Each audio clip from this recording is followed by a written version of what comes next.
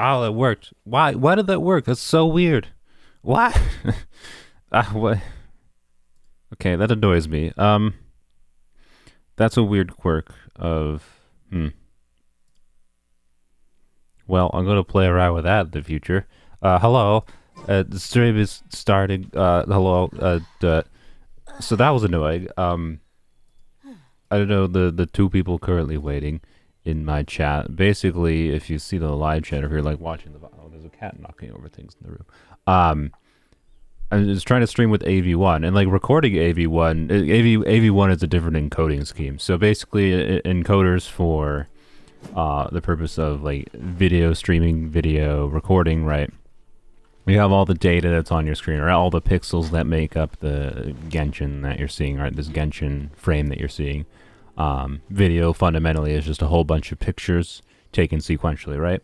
So encoders are basically a way of trying to compress the data to make it feasible to send out, right? Because if I was just streaming every single bit of data that my PC was getting, right? So like I'm streaming at 60 frames per second. So every single second, my computer, it was sending out every single pixel's worth of data. Like this pixel right here where my mouse pointer is blue. It's sending that pixel data, right? 60 times in a row for every single frame. The thing is, that kind of thing is kind of redundant, right? Especially when I'm like sitting still like this pixel's not changing. You don't have to send this data, this like sky, the pixels here. You don't have to send that data, right? So what AV1 is essentially supposed to do, just like any codec, is try to make it more efficient. So AV1 is something that is new to newer GPUs that essentially, theoretically should mean, being that I'm streaming at the same bit rate that I was before. So my like, as far as like the data I am sending to YouTube, I have not changed anything I am sending to YouTube. But the amount of information, like good information contained within, should be better looking, theoretically. The reason theoretically is because I don't know what YouTube is doing on their end. Like, I'm sending AV1 data to YouTube, which means, but then YouTube still has to take that and then convert it to their own thing and split it out and send it to all of my viewers, right? So I don't know what YouTube is doing with the AV1 encoding, right? So the main request I have for you guys is to watch out, because like when I'm standing still like this, it's probably gonna look pretty good. Like, it should have looked pretty good before, because it's not hard for like compression for codecs to like make look good, because it's a still frame. It basically is sending mostly the same data constantly, and that doesn't take much data. But theoretically, AV1 should mean like less data usage for YouTube's end, less data usage on your end for the same quality looking video. Or when I'm streaming at the same bit rate, it should mean better looking video.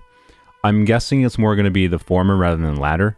Rather than better looking, I imagine it's mostly just going to be data savings. So it's one of those things that like people don't generally notice, but can actually meaningfully change your experience. And it's something like, on the simplest level, you know, like people are complaining about like ads on YouTube or whatever, especially with like YouTube starting to block ad block more.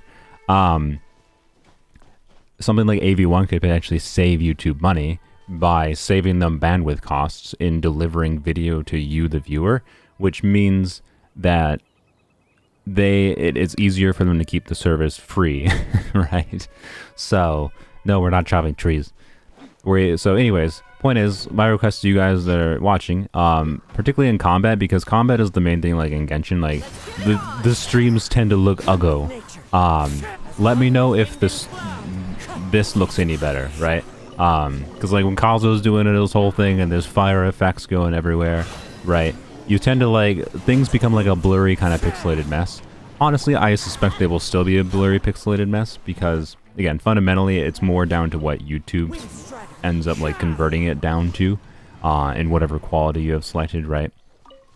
But if you're used to watching my streams at, say, HD full resolution, and that kind of sequence there used to be really a pixelated blurry mess before, and now it looks more clear when you go and look at it, that's the kind of feedback I'm hoping for from you guys today. If it looks better than my other streams, so like Parminder, you just said or that it looks good, but does it look good compared to my other streams, right? That's the main thing. I'm gonna look back at the. Oh, I'm not recording. I'm a twat. I need to record it just to see. I also need to check file sizes and see how that compares, because I've changed also a couple of the settings, but theoretically this could save on me on storage things as well, so I'm not going to talk about this all that much more in the future, to be clear, because again, it's something like, as I'm mentioning, it's something you should notice, but it theoretically it could look better. Worst case scenario, it's just data savings for you, data savings for me, data savings for YouTube, which is theoretically passed along to you. So, yeah, that's kind of all there is to it. The first time ever during your streams when you use your kazoo burst, my quality stayed top tier. Oh, that's a good sign. So, anyways, we're gonna be doing the plan for the stream. By the way, is just Genshin things. The plan for the stream is just doing daily things on my main account, and then I'll switch to polearms only and weapons only, and I think I'm going to do a bunch of the event in weapons only. That's why I put the event in the thumbnail here. So, anyways, yeah. So I'm streaming at the same bitrate, which is like 6,000 kilobits per second. And before with H.264, things definitely got like lit. When like I did anything in combat, when I like went and watched back my streams, right? So the hope would be that it looks better, particularly during that, right? Is the ideal circumstance for me, because I can get all the benefits I mentioned of like the file savings, data savings, and it looking better would be my ideal. And then this is absolutely a worthwhile purchase. Oh, so I had to buy a new GPU to do this, right? Because it needed the newer GPUs have the AV1 encoder built in. It's a hardware encoder thing. So the GPU basically has special hardware to do this. That makes it like actually efficient to do. Otherwise, you could only do it like through CPU encoding, which no one would do unless they have a very overkill CPU or theoretically a dedicated computer that can do the processing for it. So point is, I spent like $600 on a new GPU that is the same performance as my old GPU. Thanks, NVIDIA. For the main reason is just to get AV1 encoding. Both for data savings for me and for hopefully better looking stream for you. What I think of the event, I've not done any of it. I was very busy last week with family things. I uploaded an unlisted video. The link is on my Discord. Talking about like the 4.0 leaks from last week basically. But basically, yeah, I haven't done much in this patch other than just daily things. I haven't had much time. So that's one thing we're gonna do this stream. You'll get to see my opinions on the event here. I've heard it's pretty good, so that's a good thing. I don't know. My thoughts on a patch that is like only an event, like this patch is the event, right? That's kind of weird. So I don't know. But yeah, anywho's, if anyone's new joining, just you can watch back in the stream if you want to see like specific things I'm testing for, but just watch for like pixelation, particularly if you've watched my streams before. Let me know if the stream is more or less pixelated than you would normally think. I mean, if it's a little more pixelated, that'd be weird, and I'm guessing placebo, because it shouldn't be more pixelated. It should be either basically equivalent or better. Event is alright, but it seems short. I mean, hey, look, if it's short, that saves my sanity, because I have to do the event on 3 accounts. Well, I don't have to, but I'd at least want to get the majority of the rewards, right, from whatever on each of my accounts, because I need them gems for the Hydro Archon. Need the gems on this account. I need them for the Hydro Archon and various other any character I want. And then on polearms, I need it for the polearm characters, and weapons, I need it for throwing them all the way in the weapon banner. Anywho's. What am I looking forward to in 4.0? Oh boy. It looks a lot less pixelated. Alright, that's good. Alright, this is ultimately qualitative testing, by the way. I am well aware. But I'm testing for a qualitative thing, right? What does the video look better to you? So the fact that multiple people are saying it looks better is a good sign. I will continue streaming. The real proof of it will be like, I'm gonna stream this weekend with like normal weapons only things and like unit review things. And if people notice it looks better there, well, the unit reviews is not really gonna be noticeable because it's mostly looking at still images. But, anyways, oh yeah, Sylveon. By the way, remind me, I have this sponsor integration I should have done. This stream is technically sponsored, kind of, because I'm gonna do a sponsor integration later. It's probably gonna sell nothing, but I told the peoples I would do it. And I'm supposed to do out a video that gets at least 1,000 views, and a live stream like this one might not get 1,000 views, but I don't know, we'll see.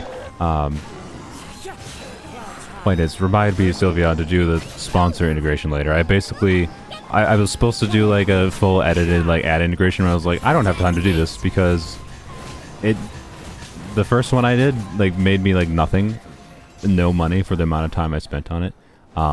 But I'm contracted to do sponsor integrations for like 3 months straight.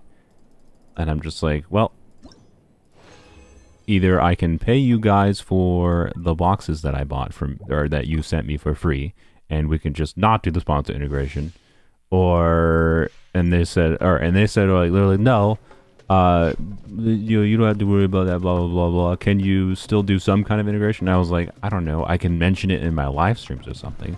So I'm gonna mention it in my live streams, basically. So there you go.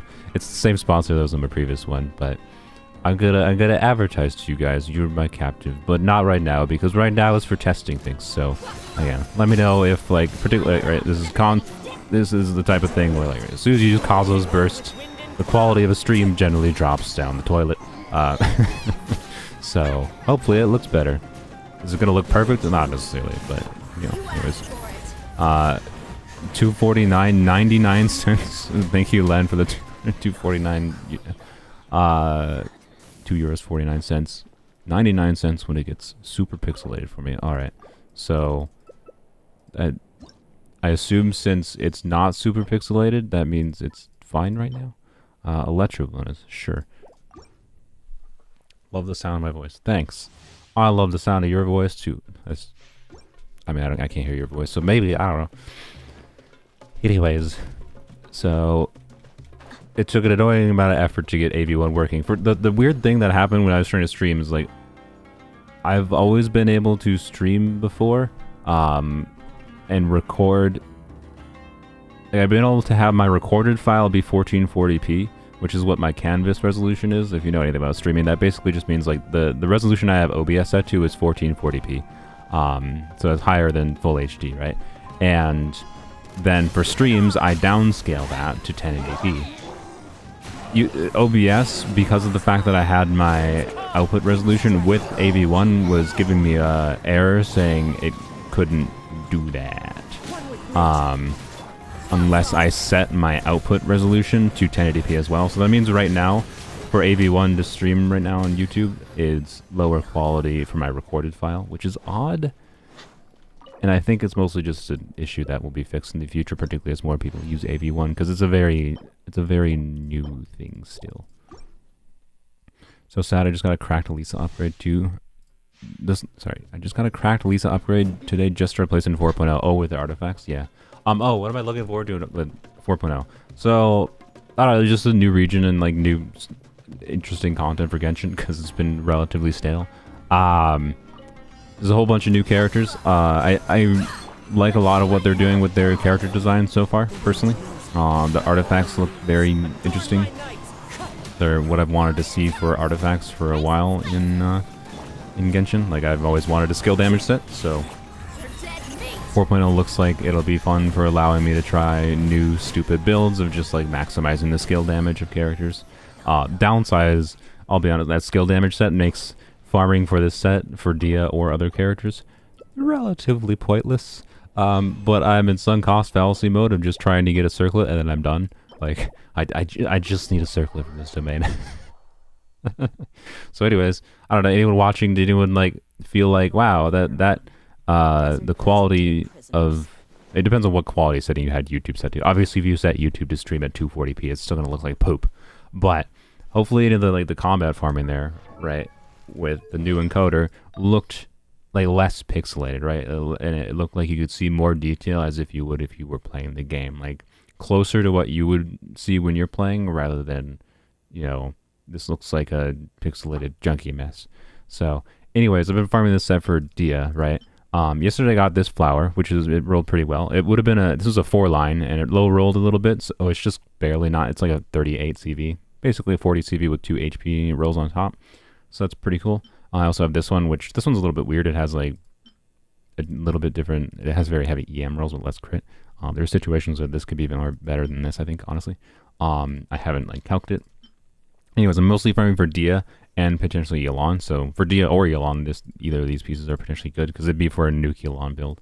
For feathers, I've only gotten this. This is the best piece I've gotten, which for Dia is technically a 0 death stat piece, so I rationalized it that way, but somehow I still have not gotten a double crit piece.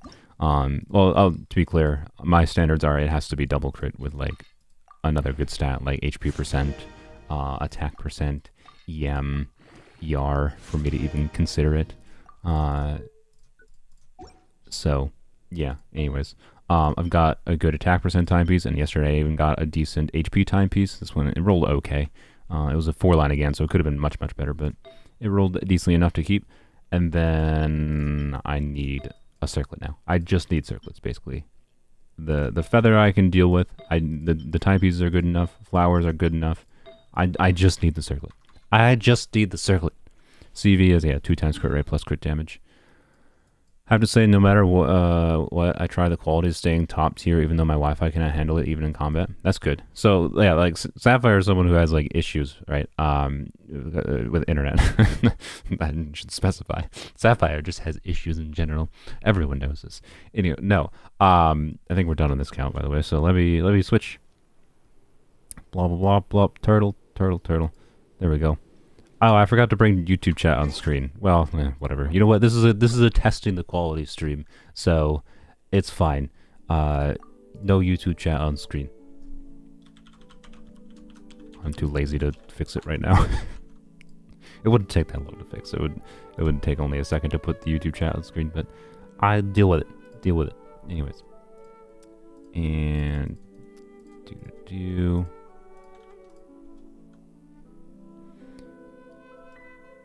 All right. So, anyways, yeah, for like the likes of Sapphire, who has like more inconsistent internet, that's where like the data savings could be really relevant, right? Because if me streaming at AV1 is allowing YouTube to send the data to Sapphire at like half of the data bitrate while maintaining the same quality standards they had before, that means your internet can load it better, right? So that's what it comes down to, right? And it's those things that are like subtle things that like benefit you that you don't notice, right? But it takes people like me having to have the hardware to do the new GPU I needed to do it, right? So this is something like most streamers aren't using right now, and like even Twitch doesn't even support. So one downside of this is like Twitch doesn't even support AV1 streaming at all right now, which is stupid, considering it could seriously benefit them. But the fact of the matter is, it doesn't matter that much because not that many people. Where's my freaking thing? There it is. I got Welkin again on polearms because of there's a potential upcoming Raiden rerun and a new polearm character in 4.1, so I wanted to try to stockpile more Primogems. This account has always been low spender, so I was like, you know what, I may as well go back to Welkening. Stockpile more gems for content on poems only. Anywho's. Your Wi-Fi is equal to Elon Musk Wi-Fi, somehow even worse. Is Masila still 55 crit rate? Now you have 62 crit rate and 182 crit damage. That's a lot of crit damage, right? I think you got a little bit of an imbalanced build, Viki, but I guess if you have, I don't know, if you're using the likes of Yukong, or you're playing mostly in Simulated Universe and you can get crit rate buffs, 62 is completely usable. But no, Masila has like 75 crit rate and like 120 crit damage now. She has since I got to AR or Trailblaze 60. The new polearm character is Rio Thisley is currently rumored to be a polearm character. He's also the one rumored to come to Sander Banner, which for the first new 5-star polearm in like a year for polearms only. It's not my preference. And like he's also rumored to be Cryo. and potentially rumored to be a physical character. So, cryo, not really an element I needed more of necessarily in poems only. Physical, yeah, it's standard better.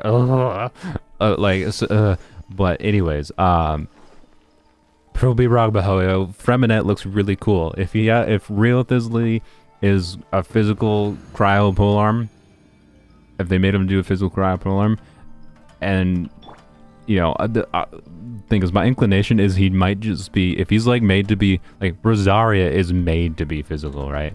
Like they gave Rosaria constellations and decent like charge attack multiplier, whatever, right?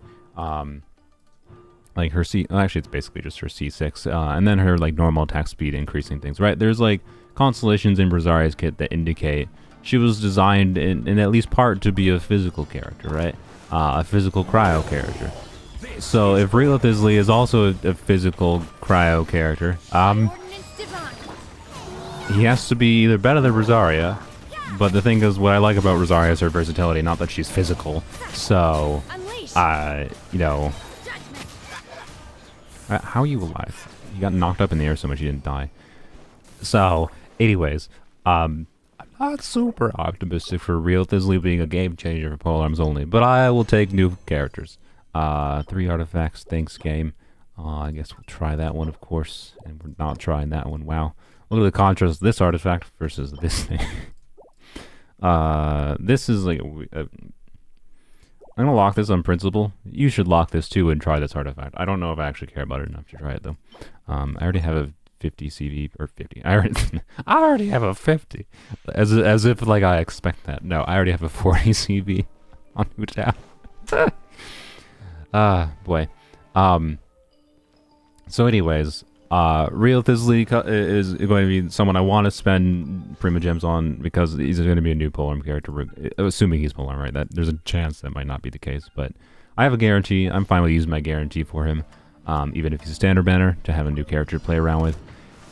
Even if he's not great, I hope they learn their lesson from Dia if he is on standard banner and don't make him utter horse garbage. If he ends up just being like a worse copy of Rosaria that is like worse at doing cryo damage and has less versatility, but does better physical damage, I will be sad. but who knows? You know, we have Mika. We could do something maybe fun with him. So we shall see. But Raiden rerun is also rumored. Like currently, Zhongli is rumored to be rerunning in 4.0, and then Raiden is rumored to rerun in 4.1, like potentially. Although I'd say any reruns past 4.0 right now are super sketchy, and I wouldn't even expect that. But it's been a while since Raiden's rerun, right? It's been since like what, last December.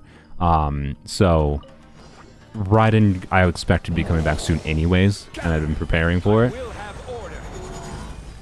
And because Raiden is a popular character, it would make sense to me to try to make more content in Raiden's account. I plan to make a video centralized on polearms only, but also just in general about using Raiden in a hybrid build, because I think it's a really fun team.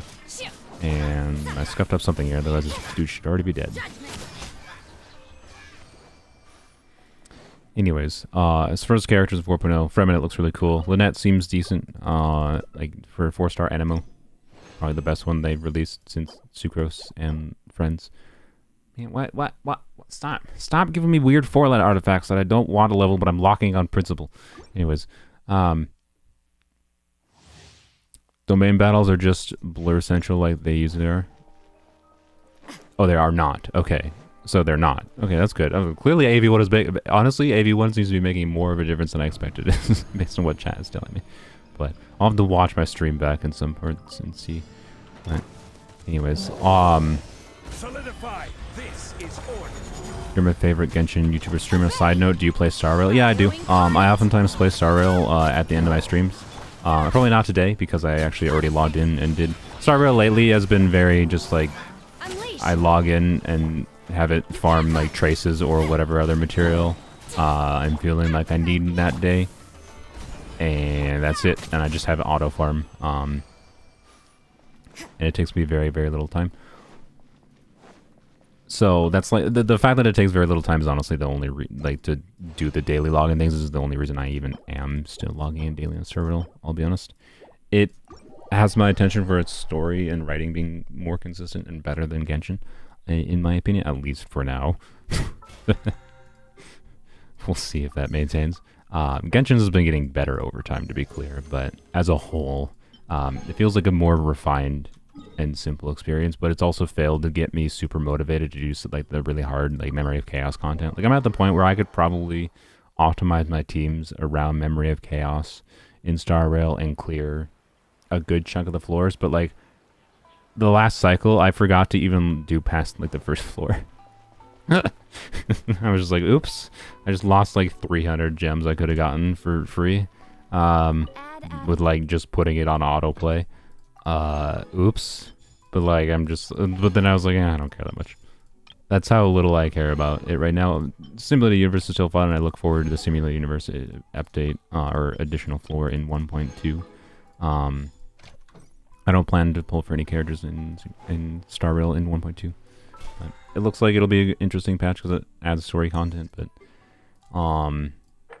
and I like the events in 1.1 more than I thought I did, but yeah, in the past couple weeks it's been pretty like I just log in, I don't have anything to do, right?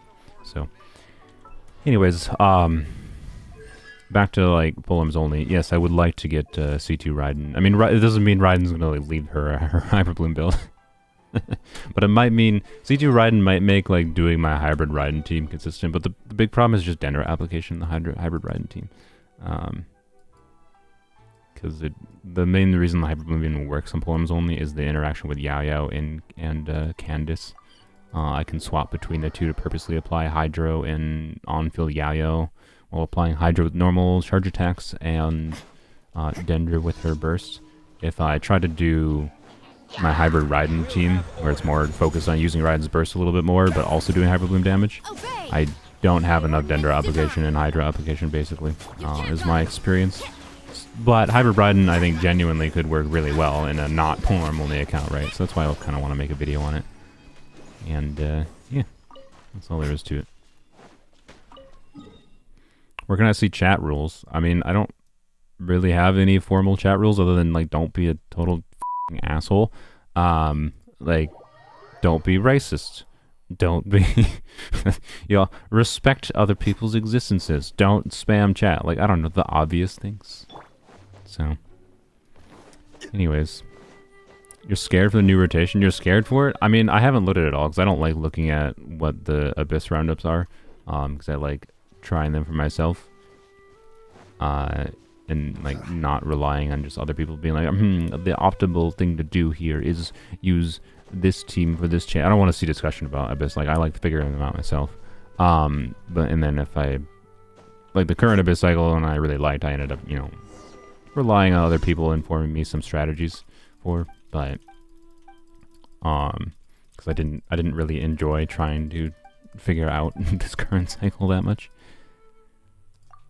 But this new cycle, I have to assume, like, if it's oriented around Eula literally at all, it has to be an easier cycle. Because Eula is worse. Yes, I have a button for bleeping the cursing. I'll respect their existence, but not them. Fair. Memory of Chaos is annoying for free-to-play. It takes a lot of time and resources to build two teams. Oh yeah, I mean, that's no different than Genshin. It takes a lot of time. Like, a Genshin account that is 2 months old. Like, Star Rail's been out for about 2 months at this point. I think a little bit over 2 months, technically. Really? Die, bro. I don't know why I did my burst. That was a little silly. You see this guy aggro me and then he effed off immediately? Why did you do that? That was weird. It's not like I moved. Did I, like... Does that guy have some weird custom, like, aggro range? Because, like, he aggroed on me, and then he just effed off. That was very odd. Anyways. I'm assuming this Abyss cycle is going to be easy. And that's kind of all there is to it. Unless they just do something really... okay. They could make it hard for other teams and really good for physical by doing something really goofy like a blessing. It's like when your character dealing physical damage just times 500% physical damage. If they do like a 5,000 damage bonus, a 500% damage bonus on physical damage, that might make specifically physical viable in a hard abyss, while not making other teams as viable.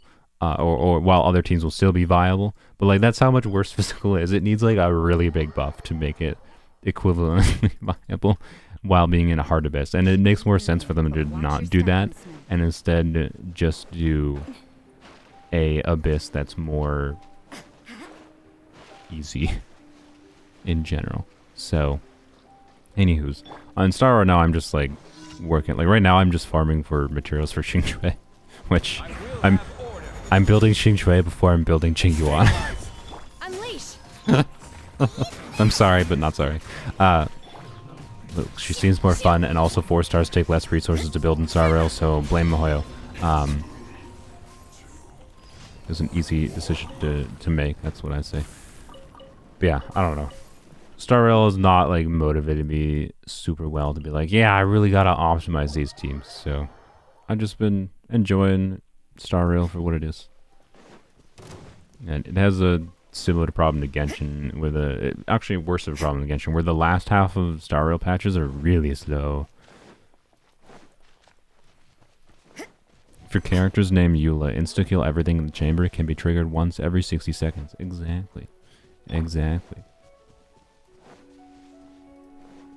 But yeah, I've already built up Yukong to be functional. Once I get her E6, I'll probably use her a little bit more. She's very awkward to use, which is expected. But I think, honestly, Yukong is the most interesting character they released to me so far. Because she takes actual mental effort to use. I don't love how annoying it is to balance her speed. But you can also just run her like without speed boots, and then she usually is slow enough to always match up with your DPS, is what I have found. So it's annoying, but also less hard than I expected to try to balance that. If you're hyper optimizing, I imagine it's extraordinarily annoying to try to get enough speed stats, because theoretically it would be ideal for her to go before your DPSs, and not lose the buff for the first turn. Is essentially what you're doing by putting her on a slower build versus a faster build. But it's also just not something I care that much about, right? So, and she provides a valuable buff, and she does a meaningful amount of like break, and a meaningful amount of damage with like not cracked artifacts. So I don't know. I quite like Yukong, and the effort it takes to use her. Even if I feel like the reason Yukong, I'm going to play my Dailies, I'm going to go on to weapons only here. Even if Yukong feels like they designed her largely in part to make it annoying to use a character that they gave out for free, I don't think it's a bad thing that a character takes mental effort to use, right? So, yeah. Where's the turtle? Alright, going on to weapons only.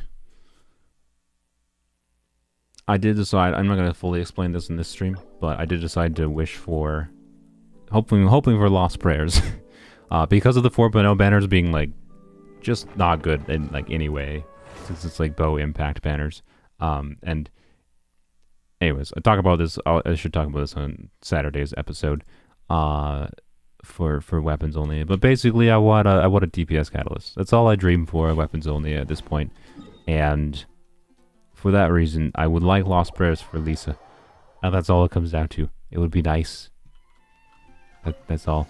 So, but I have not gotten lost prayers yet. That's what I'll say. Spoilers, but we'll see. We'll see. We need a couple more Primo gems. Yeah, I want like I cannot believe this account never got a single widget, right? To be clear, I think we've only wished. It's the reason we don't have a widget is because I think we've only wished on like one weapon banner that happened to have widgets on it. It's just how it happened to turn out. And that banner, we just never. The weapon banner was like, you're not gonna get a single widget. So with like the only DPS weapon I have for catalysts, I mean, is Eye of Perception. That's like, okay. So, co-op, I mean, sure, if you you guys want to do co-op, why not? We'll test out the more effects going on screen, the merrier, because that's we're testing worst case scenario. I guess it's co-op effects are on. Worst case scenario testing for rainbow vomit on the screen to determine whether or not even one encoding seems worth. But the qualitative results thus far is that chat has said it's pretty decent. So, anyways, yeah, I explained my logic, but basically, until after 4.1, or sorry, after 4.0, this is probably the best weapon banner we have, and at least Song of Broken Pines is an interesting weapon. This is not good, I don't think, for the account, but it's an interesting weapon. It'd be better than getting Kokomi's donut, right?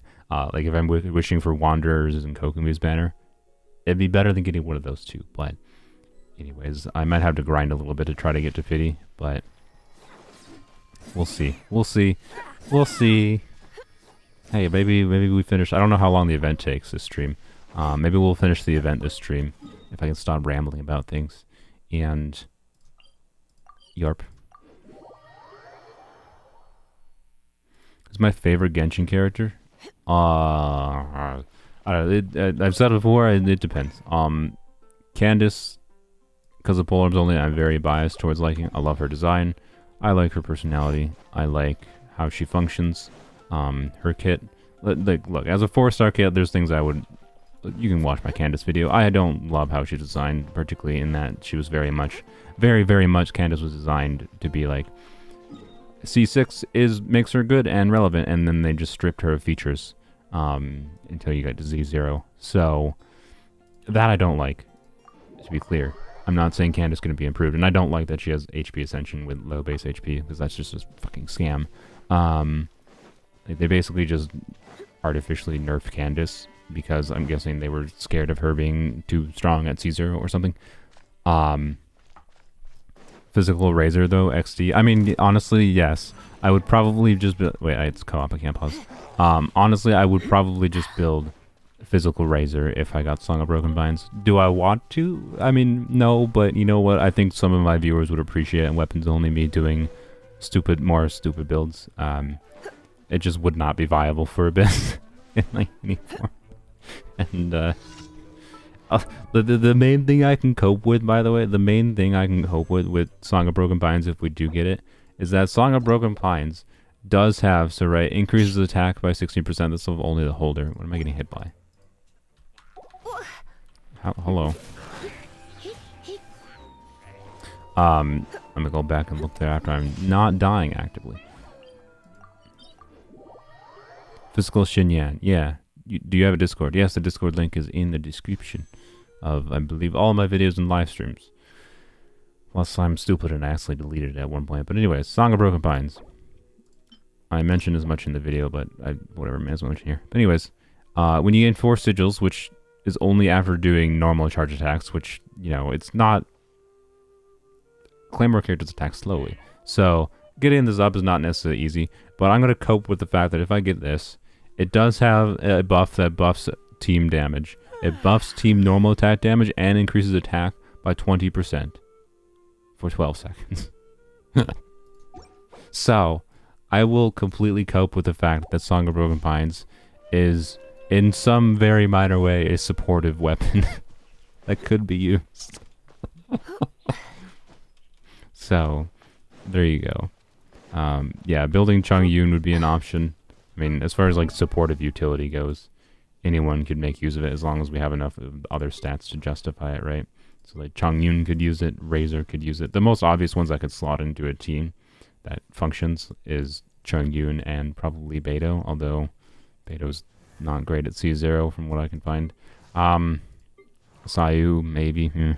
I don't know. There's not many of them that actually want to do... None of them really want to do normal attacks, though. So, like, again, it requiring field time means that it probably doesn't actually make sense to use the normal attack buff. Do the normal attack and attack % buff for the time it takes to get... But we're going to cope with it. It's fine. It's fine. Is that all we need? Oh, good. This went all the way down here. Yeah, Song of Broken Pines on support Chungyun. Yes. If we get Song of Broken Pines, whatever, it's either we're doing like a meme physical build, and I'll farm for physical artifacts. So people, I'll farm for physical artifacts and they count for like a freaking month. So people can't be like, oh, you didn't even try. Like, I'll try. I'll try physical Chung, or physical Razor, and I'll build like Yunjin for physical Razor with Song of Broken Pines if we get it. It's not going to be an Abyss clearing team, but hey, I'll try it. I'm willing to try. Any physical character, Claymore character would be kind of funsies to try with it, right? So it could be a fun weapon. It could be a fun weapon to have, at the very least. That's all it really comes down to. But I'd really prefer Lost Prayers because I have no DPS catalyst at all, and would like one for Lisa. Would like one for like using if I want to use on Hazo. Is there other catalyst users that want Lost Prayer? I mean, Sucrose, no, probably not, but I could. And actually, I guess there's not that many catalyst users. I mean, DPS Barbara, that'd be nice, right? I mentioned very early on in this series I'd be interested in doing DPS Barbara, and then I've never gotten the DPS weapon that has made me want to do that. So, shut up. So, I don't know. I want a DPS catalyst. That's all it comes down to. I prefer Lost Prayers, but Song of Broken Pines would be fun in some ways. And we're probably not going to be doing any wishing after this banner until 4.1 at earliest. So, it's worth the risk. That's all. I did finish farming for Lisa, by the way. Well, I need the Val Berries, but that's whatever. That'll take 2 minutes. Need the Val Berries, and then I can ascend Lisa, so I am ready to commit to level 90 Lisa even to maximize her aggravate damage, but well, not quite ready. I actually don't know if I have enough Heroes Wits. I think I'm relatively close to having enough.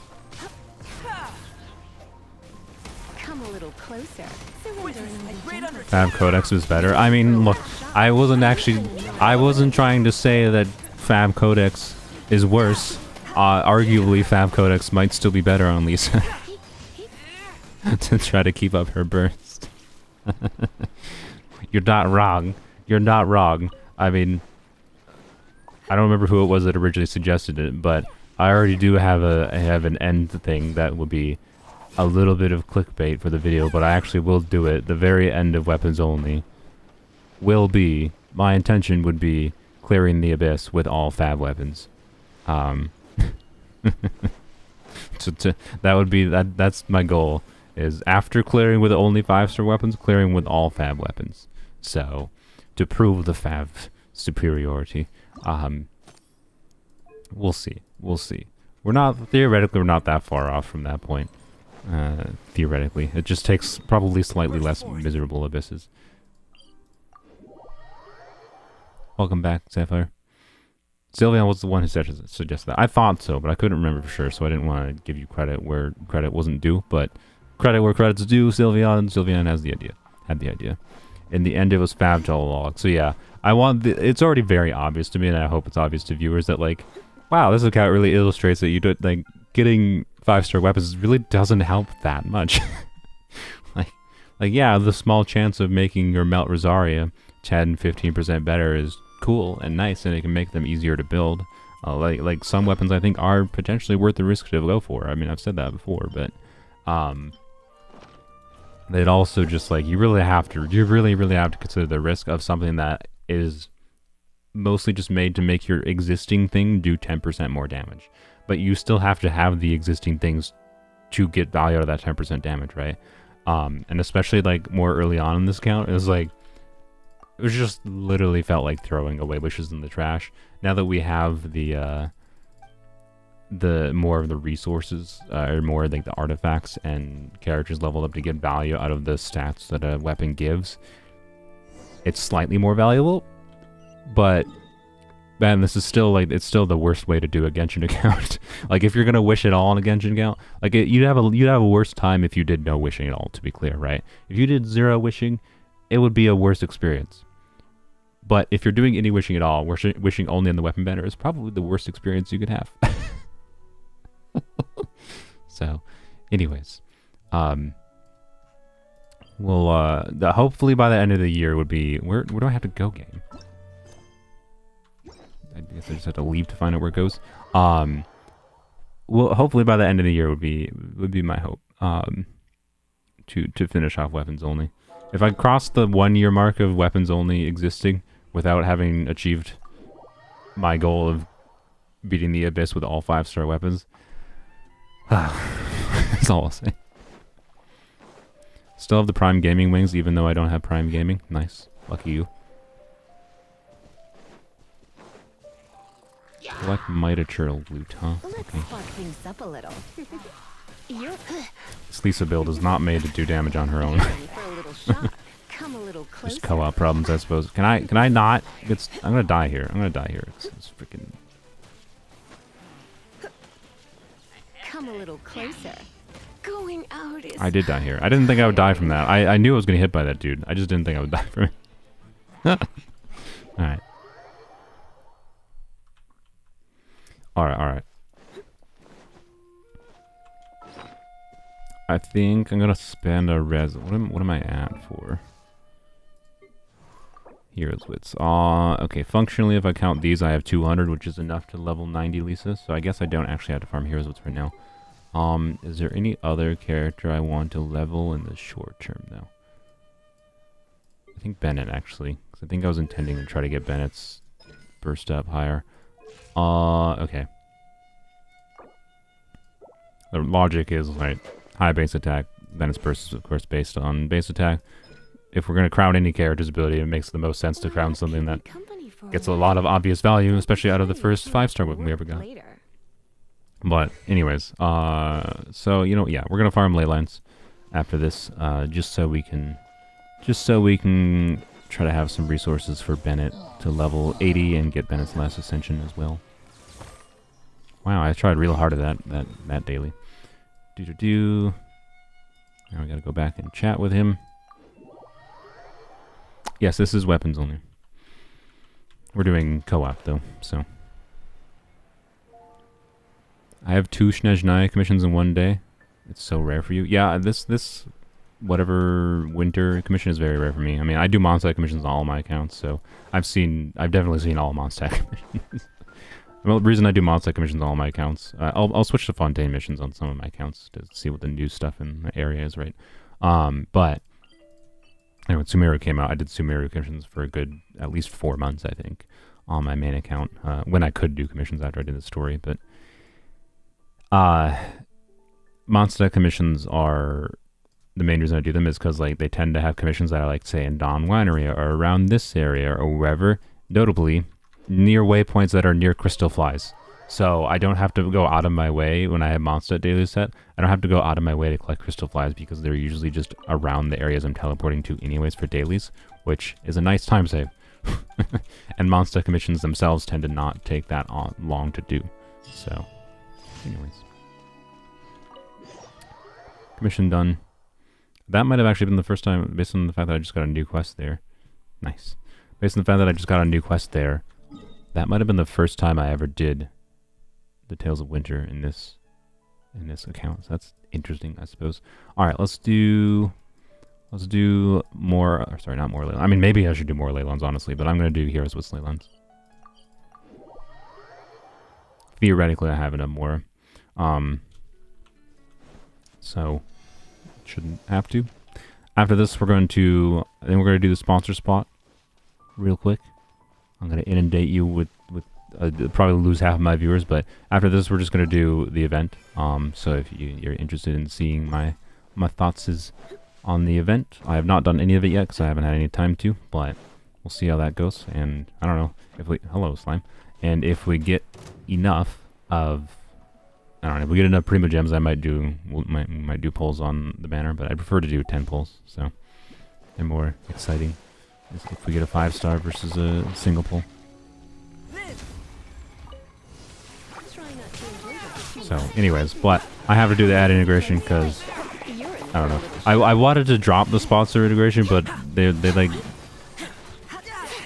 I was like, I literally told my sponsor, the soccer code Tokacho, I was like, I'd rather just like pay for the boxes you sent me for free and like not have to do the integration at this point, because it doesn't seem like I didn't make much money off of it, and you guys presumably didn't make money off of it either, so like why continue, right? And then And that was like off of a video. The video. Oh, rip people. The video that I did the first sponsor spot on has like 30,000 views, right? And I got one box that was sold, so I got $20 from it, and it took like probably, to be clear, this is the first time I did it, so I was very not used to it. It would take shorter to do like this full integration again, but it took 8 hours of work for me to do that the first time. At least 8 hours all in, and probably slightly less so if I was going to do a full integration again. But like $20 for 4 hours of work is not worth, right? So point is, I'm doing a live stream integration because I said I would do it. They were like, no, you don't have to worry about paying for the boxes. But could you still mention it or something, blah, blah, blah. And I was like, I guess I can mention it in a live stream. And I was like, I told them I'm not doing a full integration. I'm not gonna do a spiel with you guys about like, it's not gonna be like my sponsor spot where I'm like, oh, here's my blah, blah, blah, all the people that I tried. It's not gonna be a 4-minute sponsor spot. It's just gonna be going over a brief ad read and then talking about some of the things I liked from the last month. And the reason I'm doing it now, by the way, is because like there's only actually, I think there's only like 3. I can check my email. There's only like 3 or 4 days left to buy the July box. So basically, I'm going to talk about some of the things that I tried in in the current month's Tokyo Treat Sakura Co box and my thoughts on it. I do genuinely like the product, by the way. But I got it for free, so you know. I have a favorite region.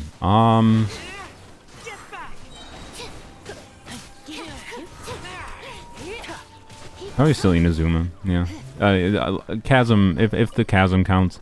The thing you said, favorite region, right? So I'm thinking like Mondstadt, Liyue, Inazuma, right? Sumeru, as regions. The chasm is like a sub area. I would say the chasm is my favorite area they've added in the game. The chasm combined with the underground chasm, but Inazuma as a whole is probably my favorite. There's something about the digestible nature of the individual islands that made it much more enjoyable for me to do, and like go around and explore. And I really liked most of the puzzles in Inazuma and whatnot. But it was also like the main end content I had when I first started playing Genshin, right? So that's kind of it. Bias. What I'm saying.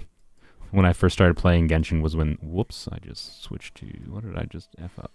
Let's fix that. When Inazuma was just to finish being added, like Enconomia was just added in the patch I started playing Genshin, right? So, just biased towards it being my favorite area, but you can see I even prioritize like exploring these areas in like weapons only, right? Because I still enjoy like exploring those areas. I mean, I've passively explored a lot of Mondstadt, but that's just because Mondstadt has barely anything. So. Anyways, yes, I would say the product is worth buying, but I'll talk more about, I'll go over talking points and more of my specific thoughts when I do the sponsor integration in a second here. Where's the next? There it is. Okay. How many do I have left? I have 4, or 3. Okay. I have 3 left. Wait, did I not claim the? Did we clear it and I just didn't claim it, by the way? I feel like we just cleared it, right? We did one over here, and then we did one here, and I think I just started talking, and then I forgot to claim the... Because otherwise I should have 2 left, right? Okay, it's fine. It's fine.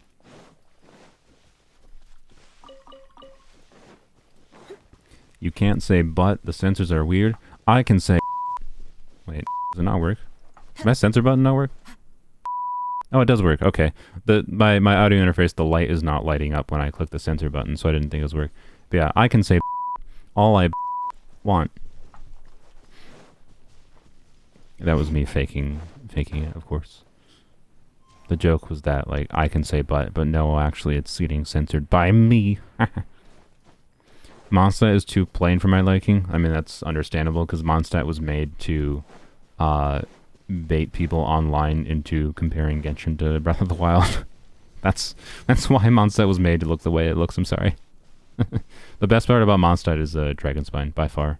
And Dragonspine is a great area in my opinion. They did a really, really good job with the Dragonspine.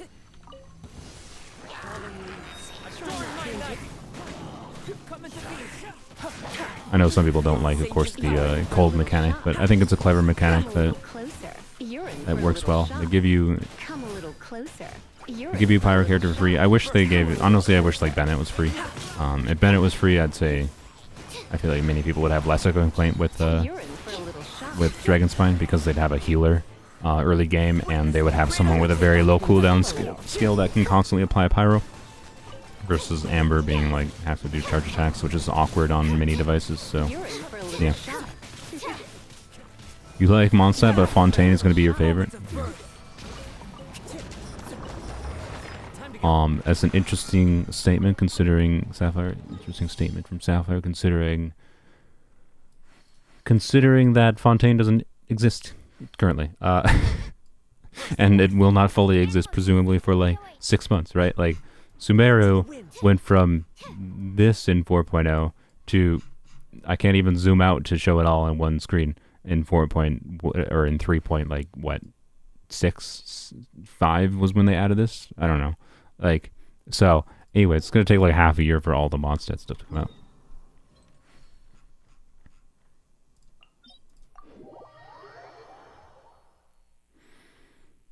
Anyone have any more? Since there's, I don't even know, there's like 60 viewers now. So for anyone that has joined since I was last talking about the new thing, the reason the stream is titled the way it's titled and whatever.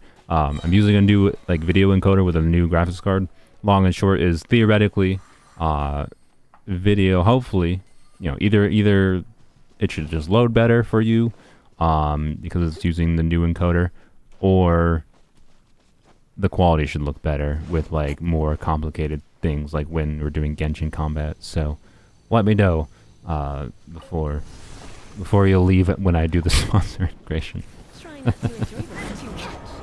You're in for a little shot. Come a little closer. You're in for a little shot. Feel the same power. Come a little closer. Who's gonna tell him I didn't say that? Wait, did I put words in Sapphire's mouth for some reason? Who said that? You're in for a little shot. I don't know what I said that Sapphire said. I'm sorry, Sapphire. I didn't mean to attribute something to you. I don't remember what I even attributed to you. Surrender and be gentle. First free labor, now this. Yes, indeed. I'm abusing my mods, which is how YouTube do. Bounty of the Earth. Wow. I should show you. I've had to do this. I think that's quite literally the first time I've gotten any leyline achievement on any account. Because my other accounts I buy the battle pass, which like the battle pass is structured to basically not eliminate, but highly reduce the need to farm leylines. I don't know, I might be wrong. It's possible I got that achievement for 200 leylines on one of my accounts just by nature of farming leylines during events or something, during the double leyline events. But like that might actually be the first time I've ever gotten a leyline achievement. Oh god. Liyue is underrated. I quite like Liyue. I think it has some problems in that like Genshin's climbing is not great in my opinion. And oftentimes you don't like Liyue could use like something really minor like the Sumeru flowers that they put on the walls of like mountains and whatever that give you stamina. Liyue like this entire area is really cool and really pretty, but it could really use those climbing flowers, right? I don't think they're ever going to do it because Mihoyo very clearly has like seems to have a very hard policy of like not changing anything about their game after it releases, like except for like very close to after it releases for the most part. So I don't see them doing it. But it's also one of those things like I don't see why they wouldn't. Like really Mihoyo, just like do that. Just put the stamina flowers in Liyue and it becomes way less annoying to explore, right? But yeah, some areas of Liyue are really, really cool. Particularly if the chasm is counted as Liyue, which for many, I distinctly have the chasm as a separate area in my mind because like they added it, right?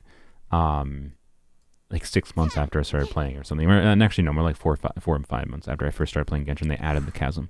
So this did not count as part of Liyue when I first started playing.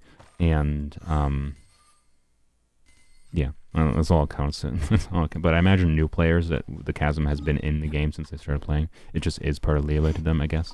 So it is on a lower level, like the Liyue area, So, I don't know. I really like the chasm though. I really, really, really like the chasm.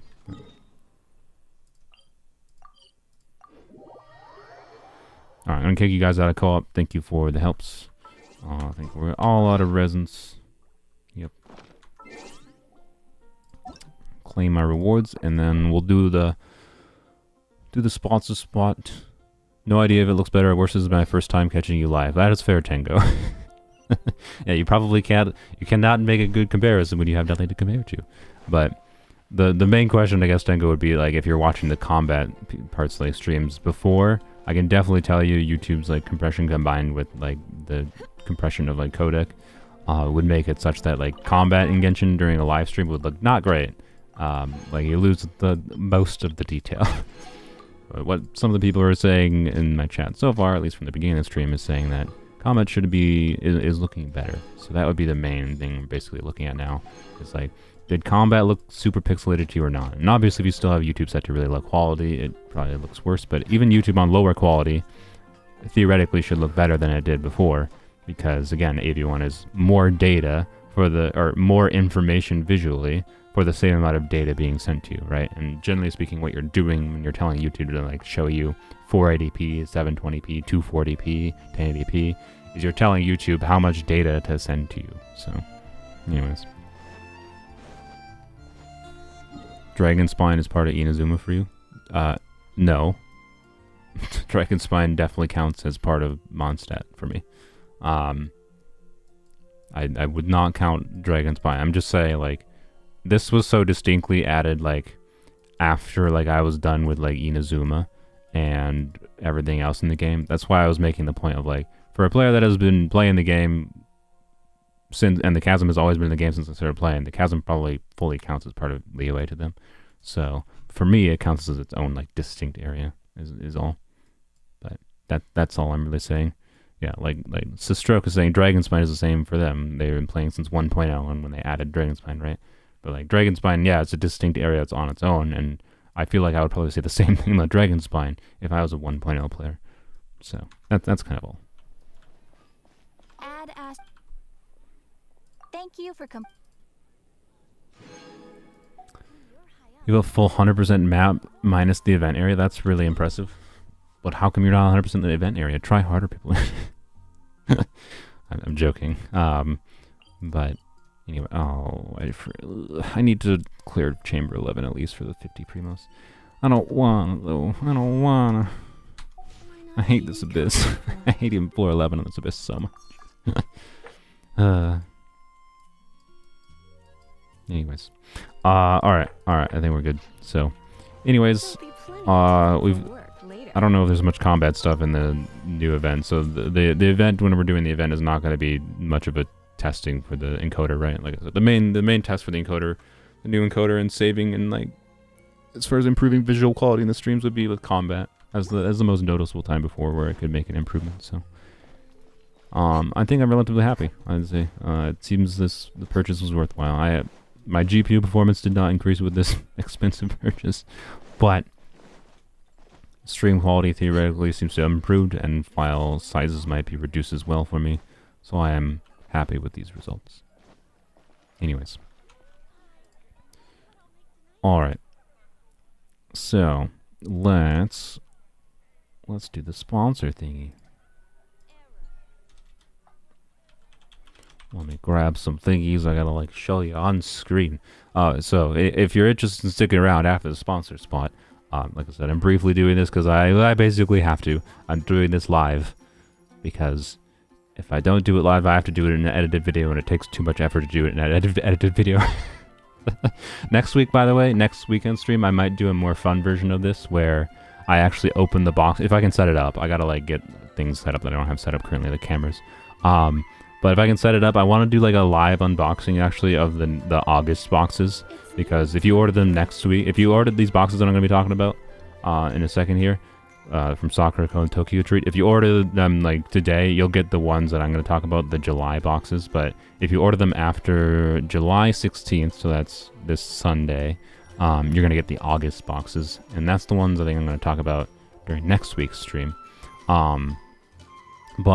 And that's all I have. That's all I'm contracted to do. I had to do 3 months of them. So Anyways, I might just open those up live on stream for funsies, and then I'll have you guys can like I might implement something for you guys to like make me eat the food I don't want to try. Because I'm a picky eater, and some of the stuff I don't like, believe it or not. But overall, I really like these products, to be clear. That's genuinely my opinion. I did get them for free. Disclaimer. So I'm biased, obviously. But sponsors don't care if you do the bit on a live stream. They seem to be fine with the idea. I suggested it to them because I was like, I told them, I was just like, I basically don't have time to do your integration with a full integration. Like, and that's partially just due to it's my bad, right? It's my failure to allocate time properly. And it's also just like not worth it on a time level to spend hours doing an edited segment for something that makes me $20 if I get lucky. For a 30,000 view video, maybe $20 on a sponsor integration. So, anyways, I might do something more fun next week. But for this week, because there's only a few days left to get the July box, I wanted to at least talk about the July box briefly that I tried. So, anyways, well, this shouldn't take that long. Well, okay. If it takes more than a couple minutes, it's because I get rambly, and I'm sorry. Okay, so we're gonna leave Lisa here staring at you and doing her idle lines, because why not? It'd be funny. And let's just bring up the figgies. Does this work? It did work. Look. So yeah, thank you to Sakura Co. and Tokyo Treat for sponsoring this livestream VOD if you're a VOD watcher. So Sakura Co. and Tokyo Treat. Let me bring up. I didn't bring up my ad read thingies. Whoops. I'm a competent streamer. This is how used I am to doing sponsor integrations. Where did my tab go? Where is it? I found it.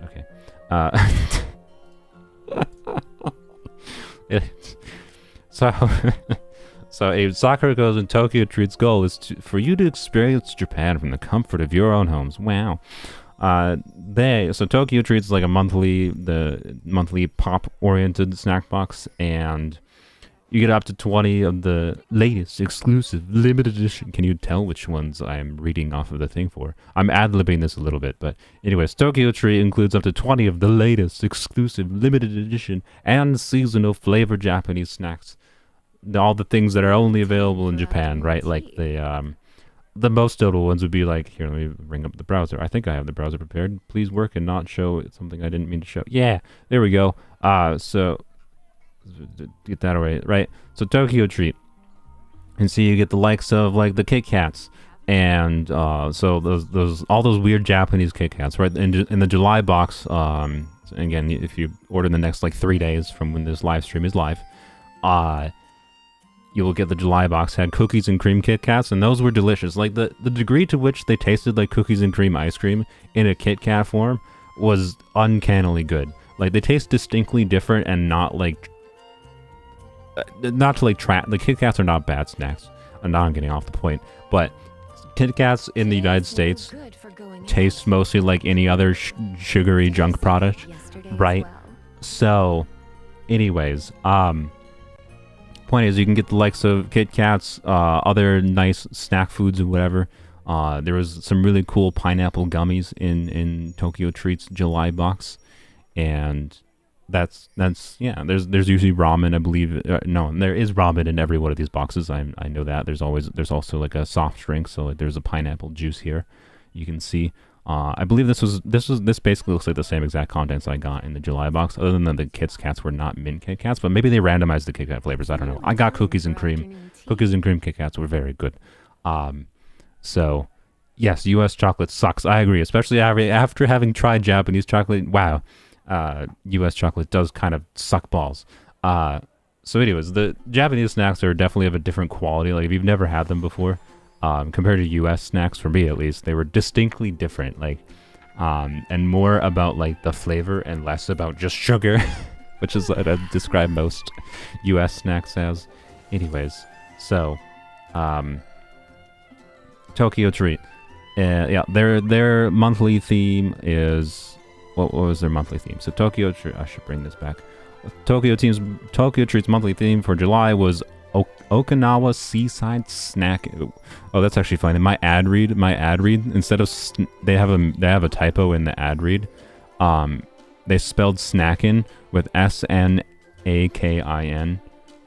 snakin. So apparently, the theme is Okinawa seaside snakin. No, that's definitely a typo. It's definitely snacking. Wow, this is going to take longer than I thought because I am getting distracted. I'm sorry. But yeah, so that's just like, yeah, Okinawa was like a resort area or something, I think, of Japan. And this is not an ad read part. I'm just ad-libbing. That was the theme for Tokyo Treat. Sakuriko. Sakuriko was more of a authentic Japanese snack box. Those ones are the more interesting ones to try for me personally, at least. They're like artisan snacks. So Sakuriko's supported. They support local Japanese snack makers, and each box, just like the Tokyo Treat, comes with up to 20 snacks. But these ones are traditional, authentic, and artisan Japanese snacks, including Japanese teas and a special Japanese tableware. In the July box, there was it was a little like handkerchief type tablecloth type thing. It was more handkerchief sized, I'd say, than tablecloth. I don't know. It was interesting. I quite liked it. It was nice looking. I gave it to my mom because I find. Oh yeah, by the way, like this is not something like they advertise, and this is not in the reading points. I have found these things super enjoyable to like just try with your family, right? Like it's one thing to go and like eat through them on your own and like slowly go through them. Like you could buy these boxes, right? You could buy these boxes, and there's enough crap in them that you could snack on this. Most normal people. Where's my thingy? There it is. Bring up Sakuriko. Most people could snack on these boxes with all the things in them for like a month, right? And being that it's designed to be a monthly box thing, that's good. But I quite really enjoyed just like them as like a one and done experience thing, like for the cost. But I got them for free. But for the cost, as like a nice thing just to be with your family and then be like, hey, let's try some authentic Japanese snacks, or you know, pop snacks, is really, really fun. The July box I know for this had like a bunch of like soy flavored stuff, which wasn't my preference. But my mom absolutely loved the soy stuff, and there was some interesting gummies and like marshmallow snacks. Like there was I think this is actually the marshmallow snack I tried. Like, this is a weird marshmallow from Japan that like isn't as sugary as normal US marshmallows, and that's kind of weird because like you normally think of marshmallows as just like they're just like fluffy sugar, but like I don't know, it was just better. It was just better in like a really good way, and it felt like, as far as like unhealthy things go, it felt like a more healthy unhealthy thing, and it was a unique experience. I quite liked it. And Sakuriko always has the permanent thing. They had the handkerchief thing in this month's box, and they'll have some permanent thing in next month's box too. So I don't know. Anyways, I quite actually like these products for what it's worth. That's all it comes down to. And I think I've basically mentioned everything. Sakuriko's theme is Heritage of Nikko. They do like food generally from specific areas of Japan, like every month kind of thing, right? So yeah, it's a monthly subscription box. They have different themes every month. So, yarp. There's also a special snack called Kuzukiri, which I would include an image of, but the image I have is super blurry. But it was some weird like gelatin food. I don't know. There's lots of weird artisan stuff. It's like, wow, this is not a normal United States food, right? Anyways, that's all. I quite liked it. I had fun enjoying it with my family. So if you're interested, code's in the description. Links are in the description. You can use code Soluna for $5 off your first box. Blah blah blah blah blah blah. Thanks for letting me listen to my ad spiel that I'm required to give by contract. But genuinely, I did really, really enjoy trying these things. They were fun. So I like them more as like a thing to try with family, but if you're the type that wants to eat them all on your own, they definitely have like enough, in my opinion, that I could like enjoy them throughout the period of a month. So I'd say they're a good balance of value for the money. As long as you're the type to go into it with an open mind of trying new snacks and kind of thing, right? I should probably link in live chat my thing too, right? I guess if you're in live chat, here you go. I'll try to put a pinned comment as well. So there you go. Here's the links. Blam. There you go. Thank you. Thank you, my friends. Yeah, I might do something more fun, like a live unboxing for the August boxes. If they're fine with it, I'm not even gonna look at what the theme is. So next weekend, if I gotta ask the sponsor, the company, right, if they're fine with it. But if they're fine with it, next week I plan on doing more of a special thing during the live stream of just them. Where's the quest? Of just them. Oh, quick start.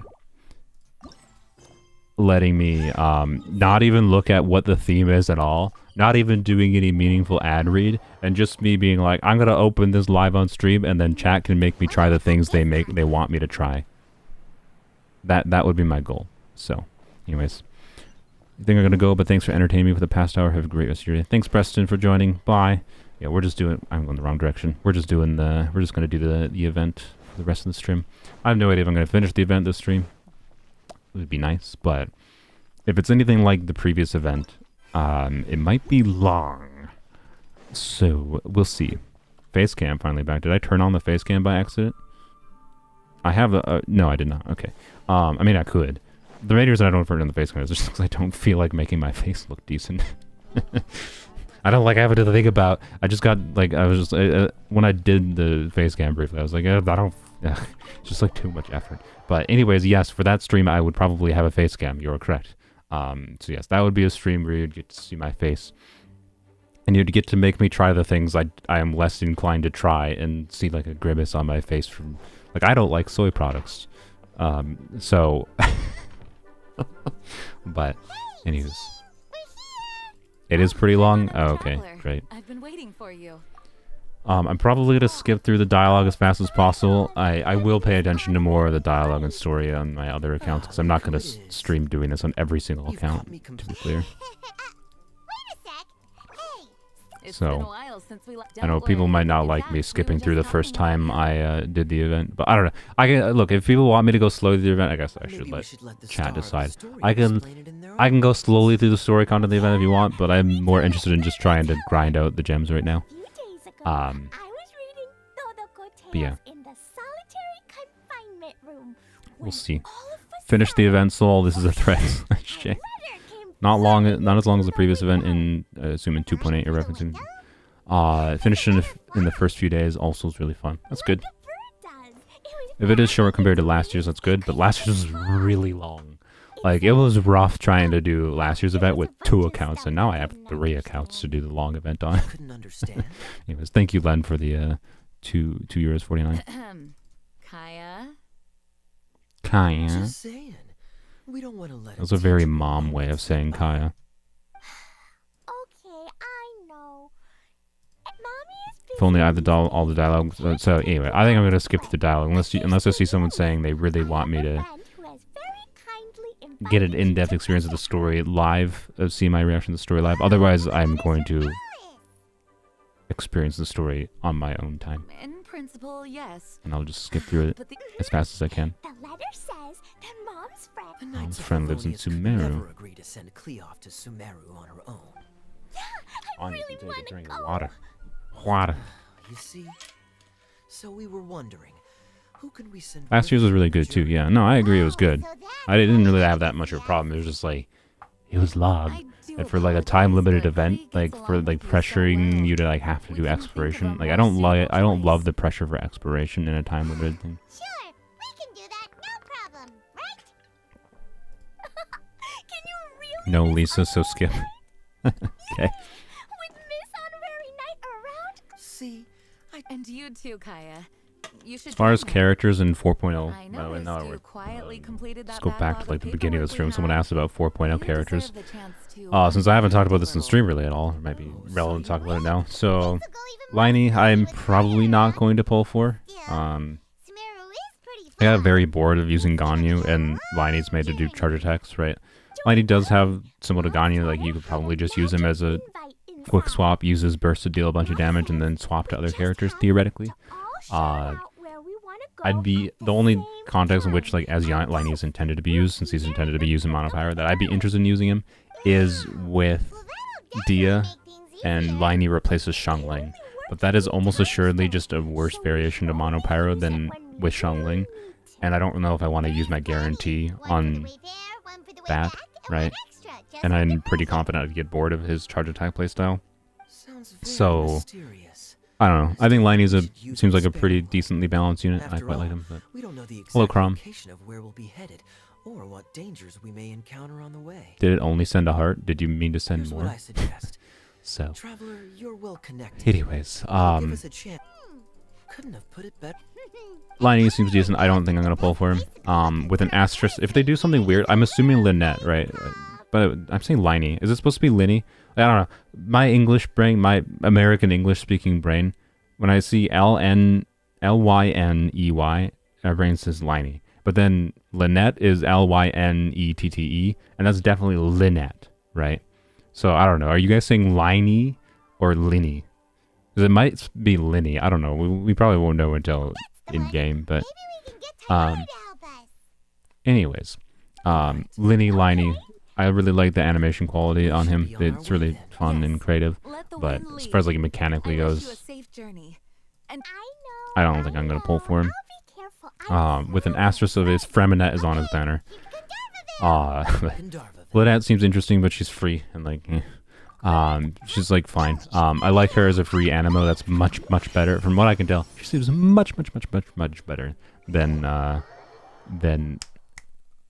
Animo Traveler, who was the only other free animo, right?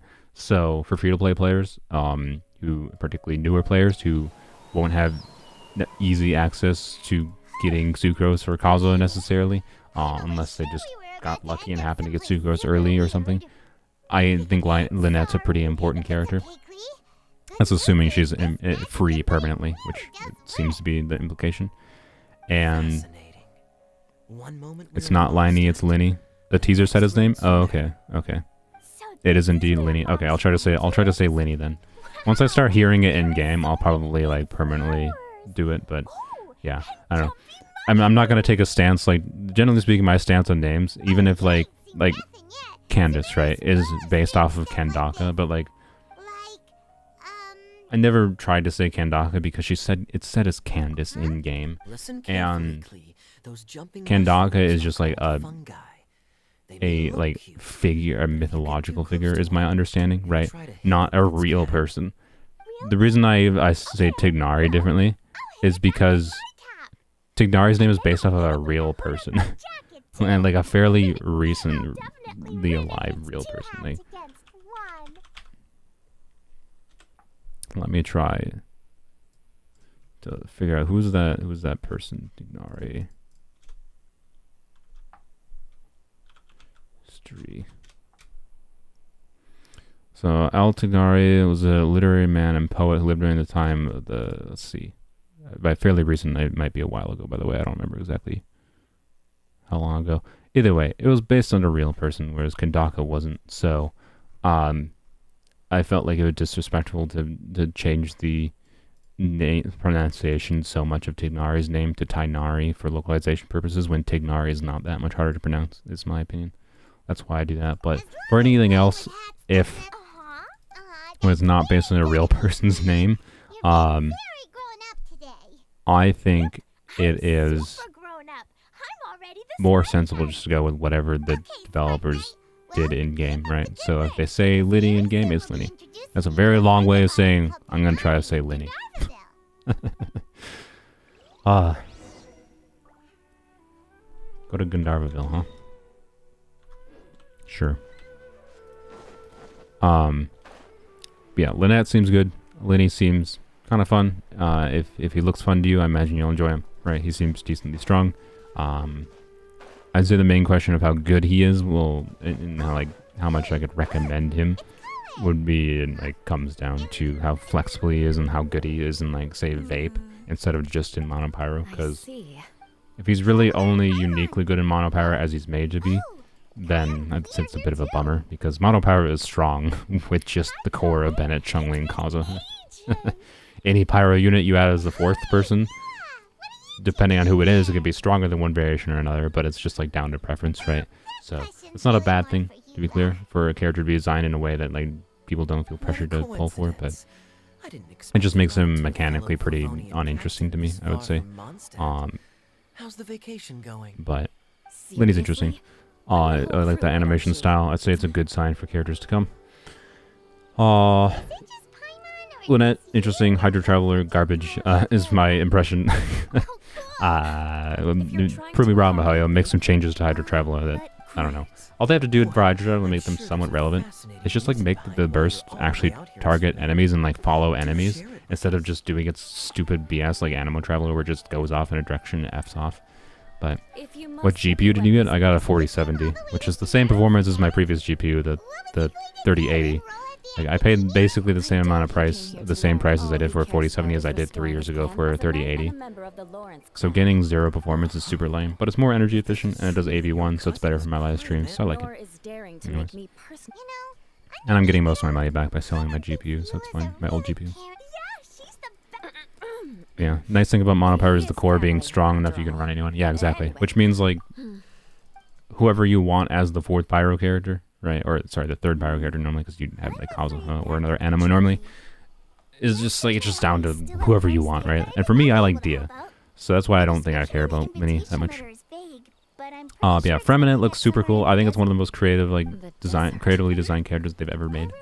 I would really like to have him.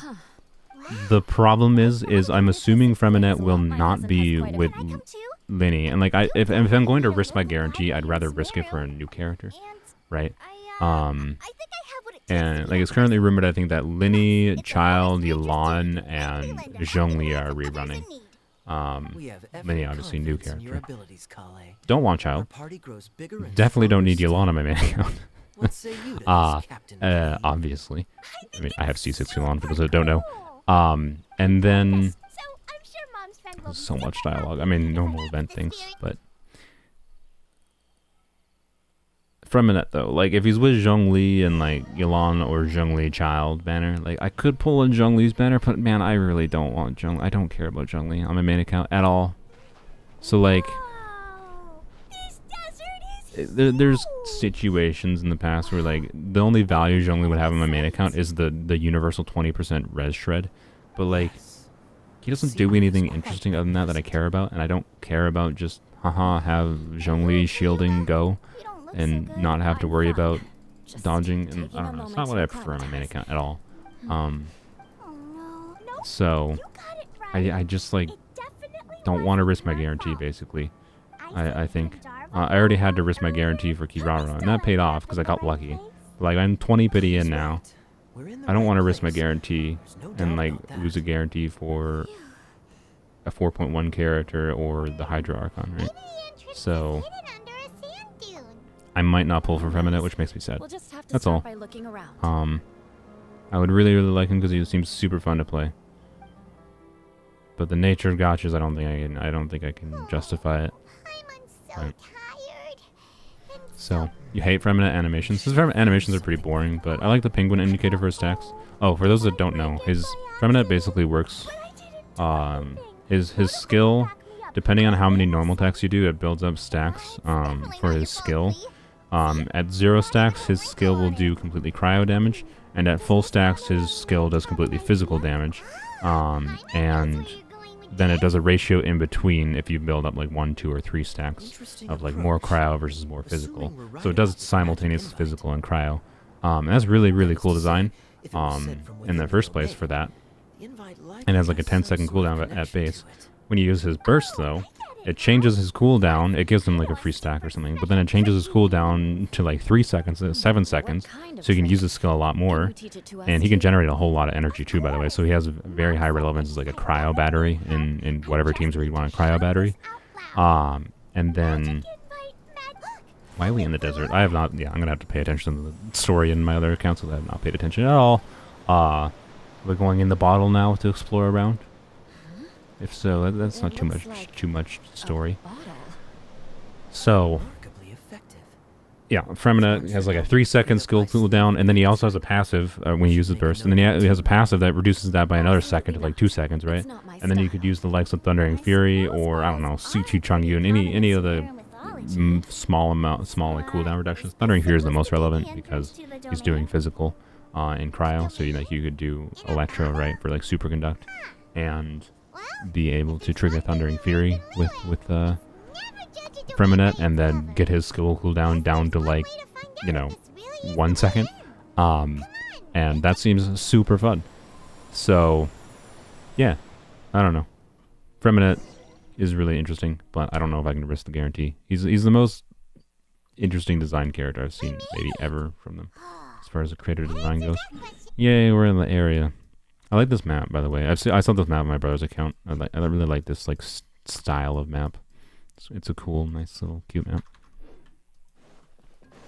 There's a path. I'm gonna take a look. Parts of the map open up when you do the story. That makes sense. That makes sense. Look, there's a huge garden. There's a huge garden here. Incredible. It looks. Everyone, I suggest that we stop here for a moment.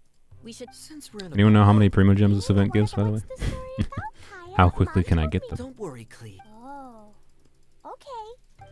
Because if in 2 hours... Sense it too, don't you, Kyle? Yeah. We've been doing this for like 20 minutes. If in 2 hours I can get through most of the story content and do all the event stuff, maybe we can get like a 10 pull for... Oh god, that was 20 minutes of dialogue just to start the first part. Hey, don't run off and leave Oh us all god. behind. That's not a good sign. Anyway, hey, there's collectibles. Wow. Bunch of little piggies. What is this? Joyo's vouchers. Okay, I assume it's some event currency, so I probably need to just smack things around the world to get things. All right. Almost 2K. All right, so theoretically we could get a 10 pull on this stream. I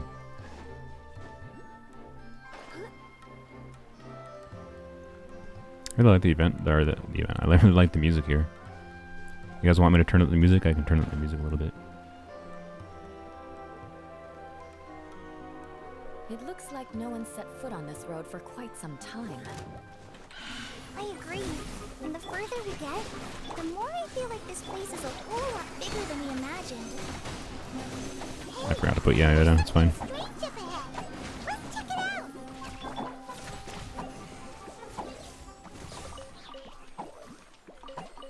I hope I never need the What do you think, cutie? non-activated fungus on this account. You got a job you start this month, so there's always one way to jungly. Haha, your money is crying. Oh god, please don't spend all your money on Genshin. Yes, I can turn over. I can turn up the volume if you guys want for the music. So big that we could probably pass straight through it. What? What was the joke they just made there? I'm not used to Genshin making weird joke sound effects. I'll be honest, I don't think I'm a fan of that. Let's Like- not touch it for now. We still don't know enough about our environment. But we can't just do nothing at all because There's something about like the humor of like Star Rail writing lands much better. I think it feels much more natural and like the characters doing things rather than like Genshin doing Entire bottle domain. that. Case, the moment we touch it, I don't know, but I also haven't been listening to much of the dialogue, so I can't properly judge it. So I'm not gonna. But I don't know. The sound effect though is like, I'm sure the like you really need to do a sitcom sound effect. over there, for example. I feel like you're using a sitcom sound effect to be like, ha, you should like. It's one of those things like sitcoms do this like laugh tracks, right? Like, yes, you should laugh here, viewer. Laugh here at the joke we made. We did a funny, so laugh. It's like it feels like something you do. Gurgle. It feels like something you do to make up for writing that failed to make people laugh by being like, hey, you should laugh. So Star Rail has dry humor. I feel like So I don't know. Maybe it's just my humor preferences, I guess, but not my preference. That's all. Not that important. Gurgle. I don't think it's hot. Gurgle. Oh dear, I don't know. Kaya doesn't understand gurgle. Important lore. Wait for us.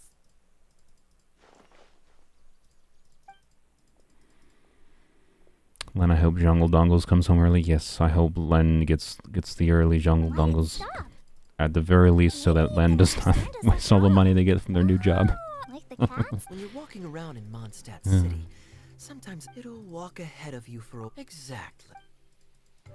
You're just doing the summer event quest. Yes, I mean the first like hour in some of the stream I did dailies and other things. But now I'm just doing the summer event quest because I haven't done any of it before. And yeah, heard good things about it, so I'll try it. Did I miss a thing up there? I feel like I missed a thing up there. Oh well.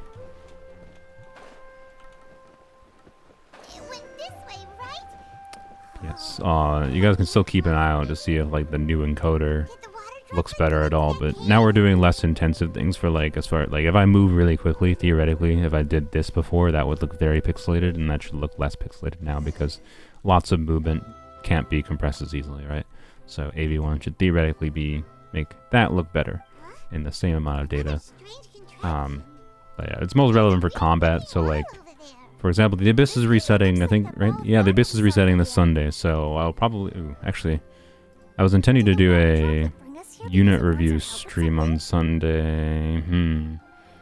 Okay, I guess I might not do unit review stream on Sunday. I'd really prefer to do the Abyss, because it's a new Abyss cycle. I don't know, I'll switch it to a unit review stream if the Abyss is miserable. But anyways, Saturday stream. For some reason I thought I was hoping that this would be on. I don't know why. Why did I assume Need that? to find a key of some sort then? For some reason I thought I checked before, and I thought the Abyss would reset on Saturday, so that I'd be able to do Abyss on Saturday, Look, and then I'd be able to do unit review stream on Sunday. But maybe I guess Saturday is just going to be more of this event if I don't finish. Two-dimensional space. Two-dimensional space. It's a Objects of puzzle. The same composition as the device nest. what Kaya said, and that's where its friend is. My 99 but cents are how still safe. exactly do That's we good, enter Len. the That's image good. on the wall? Maybe we just copy You've seen your what the channel letter before, but I says. can't recall on which video. Well, welcome, Avails. I'm surprised you clicked on this live stream. If you don't normally watch my channel, normally, what did I just say? Normally, YouTube tends to only recommend live streams. Is the vibe I've gotten mostly to people that have not watched live streams before. So, Then head anyways, welcome to the live stream, Avails. I imagine you saw polearms only, or weapons only, or maybe the stupid Star Rail video I did. Oh, this is. Oh, okay. I see. Oh, so what is the door there? The goal here. Thanks. With the preprints, you can interact with objects or operate key mechanisms. So the key the game didn't give me this tutorial screen beforehand, and I would have appreciated if they had. I'm just gonna ignore it because I prefer. I know it's like I might start getting frustrated at things, but I prefer puzzles that are designed in an intuitive way, right? Rather than I need the game to tell me how to solve the puzzle kind of way. Like this one I already intuited, right? That, oh, I need to push the box box on the wall moves too. to get there. The only thing I didn't understand was that, oh, I go into it like this, right? I didn't understand this. And this is kind of clever. It's cute. I like it. But like I could have figured out all these aspects without it telling me. So like why bother forcing me into that, right? You know, it's kind of cute. I like it. Hopefully there's some decently harder ones. Pancake in there, but as soon as it came Puzzling out, around like moving different things in the overworld. As far as like a, I don't know, 3D projection into like 2D puzzle is a clever mechanic to do like a puzzle, in my opinion, in an open world game. I like it. and they both do the same thing to show their water. It's saying Hey, you should laugh. Me who needs the blonde fontaine lady early. I am willing to bet that the blonde fontaine lady is a 3.5 or 3.5, a 4.5, 4.6 character. I don't know why. There's something about the blonde lady that just reeks of this character ain't coming until one of the later 4.0 patches. I'm sorry, Sapphire. can't say the same to you, Kaya. You're pretty. I don't know why. There's just my hunch in my brain. Like, Al-Haytham, when they first showed up, them was like, Al-Haytham feels like someone who's not gonna show up till later. Besides you and your friend. So, Navia's giving me the same feeling. Where Navia, I believe that's the blonde girl's name, she feels like someone who's not going to show up until the later 4.0 patches. It's amazing. Come on, let's follow it. Alright. Follow the water droplet. I was going the wrong way. Don't jinx it. So I'm not jinxing it. I'm just making a prediction. She just gives me vibes of a character that's going to be like part of the story quest in some meaningful way, but it's not actually going to show up. It's okay. It's either her, Either Navia or Captain R. I don't know if they actually we got a name for her yet. The girl with the feather hat and a gun in the trailer. Sorry, I'm listening to the music here. It's either Navia or Captain R that's going to be in the later patches. One of those two is like 3.5 or 3.6 or both of them. This is not the right setting. God, oh god, the menu sounds are so loud. I just wanted the music louder. Ah! God, the menu sounds actually hurt my ears. Wait, why didn't I just turn up the music and leave the volume? There you go, solution.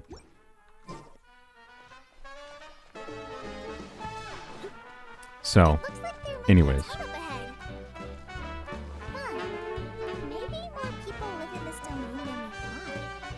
I might Stormbox Thundering Fury and play on-field TF Bennett, you know. I went through, you'll probably see some of this in the episode for Saturday, but I had such a freaking, like this looks still like a mess, I know, but a lot of these are artifacts I don't need to level up anymore, and a lot of them are just like, I need to level up to like level 12 artifacts, like, I forgot to level up this one, but like these ones with ER, EM, I need to roll in case they roll very heavily into ER, EM eventually, but I don't need them right now, so like, I don't need to. Same thing with like the Noblesse pieces, right? Particularly like, right, this Noblesse piece on Bennett is really good, but if I get another piece with heavy ER, I could use this piece on someone else kind of thing if I need another heavy ER piece, so you get the point. I leveled up a whole bunch of artifacts though to level 4 that were like level 0, and I'm left with like a whole lot of artifacts that I need to level up. Like this is a double crit piece I need to level up. This is a high stat value piece I need to level up. This is a double crit piece I need to level up. This is a double crit piece. This is a double crit piece. This is a double crit piece. So, you know, I got a lot of pieces I need to level up. But I had so many artifacts that I just need to level up to level 4. And honestly, it was mostly just flowers and feathers, to be honest. I have a whole lot of HP time pieces that roll double crit that I don't need. But Vocalore's kind of disappointed me. Why? Ooh. Itia, the situation is now critical. She doesn't exist yet. Opportunity to fix this is rapidly You haven't seen her. She had a minor cameo. I'm sure you've noticed just how much things have deteriorated in recent days. Yeah, I might go for as far as characters on my main account that I'm interested in, like the Hydra Archon, so Vocalore's because she might be very strong, and just useful for doing creative teams. Like if any character's gonna be strong and enables doing new weird teams, it's gonna be the Hydra Archon. So I'm probably gonna pull for her on my main account. Unless they super bungle her kit and do something I don't like, but I don't foresee that based on the things we heard so far. Navia, we'll see. I like her design. Go figure, since she apparently was designed by the same person that made Candace and Dia. But I don't like her as much as Candace and Dia's design, but I don't dislike it. Quite like it, but she looks interesting. She's Geo.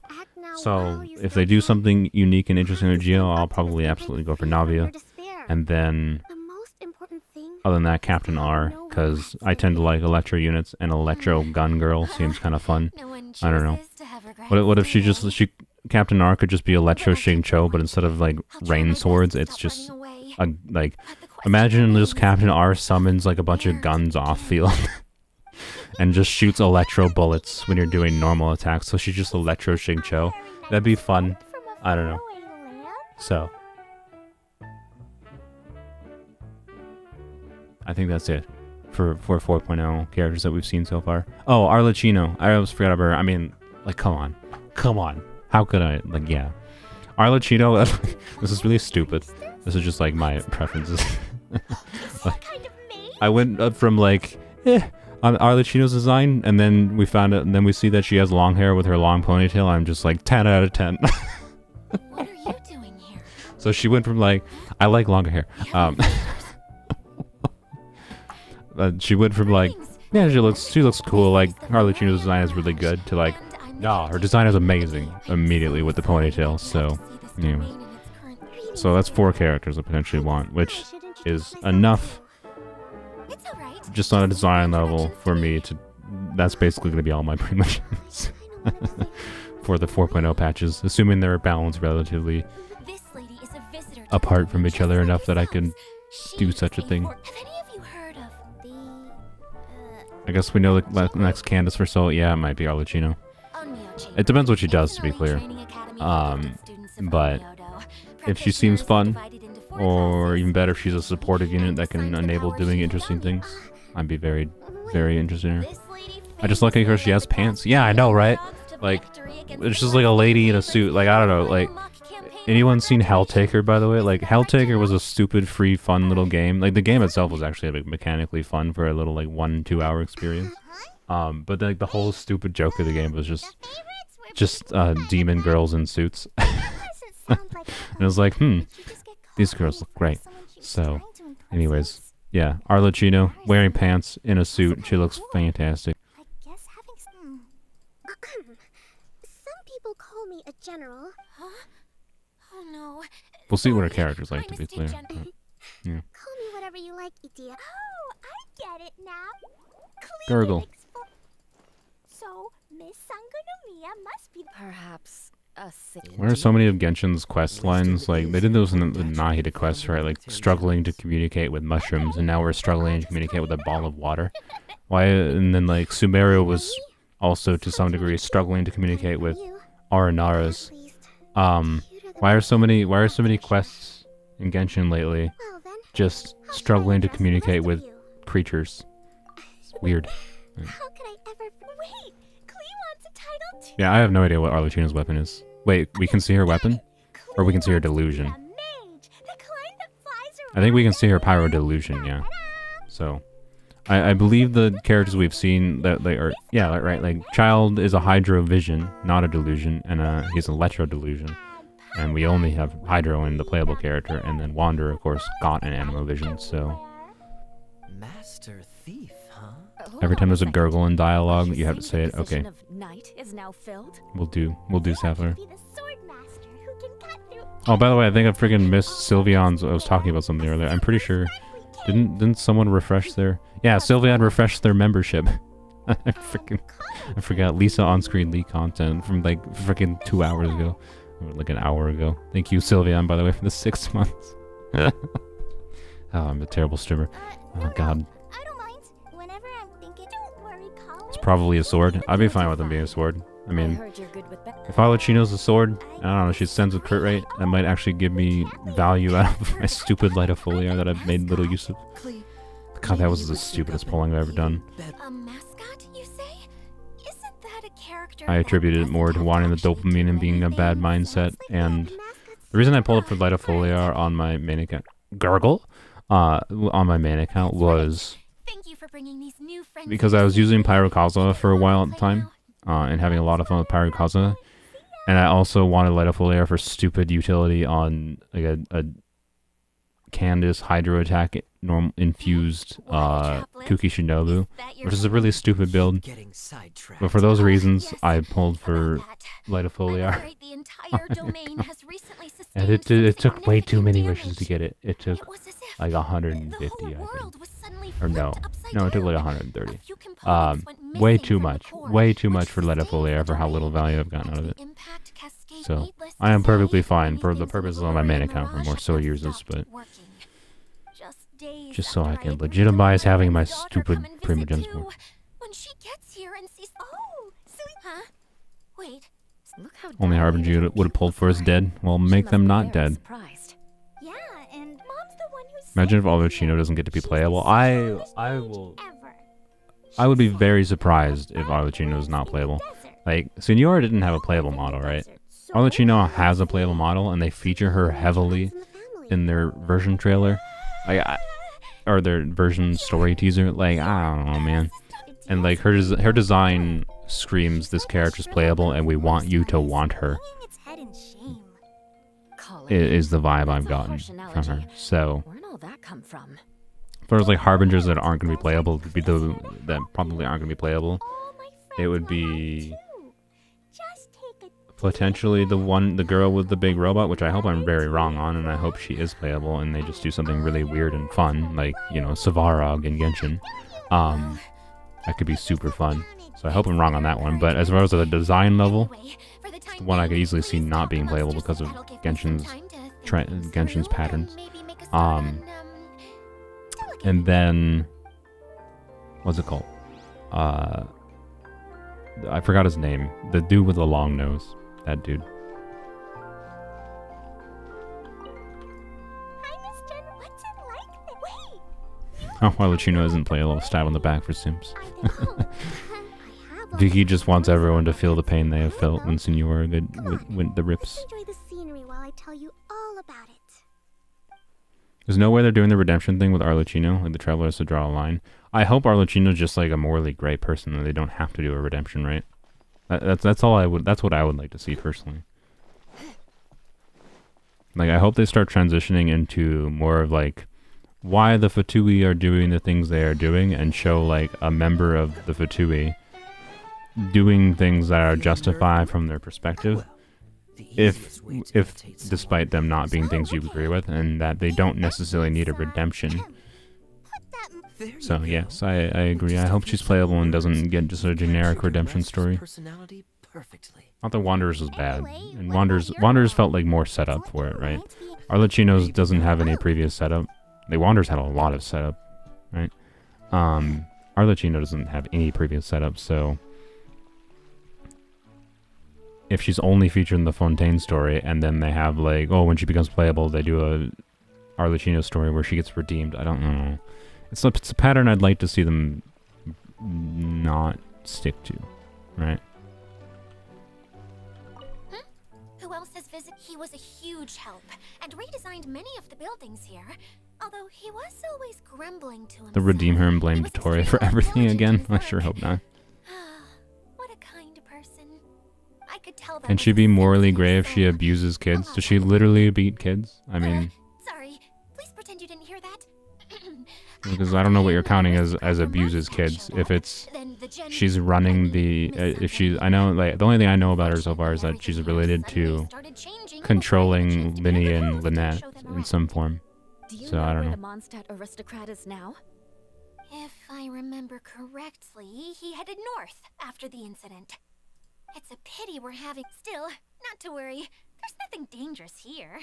But yes, I would like an actually, at least morally gray character.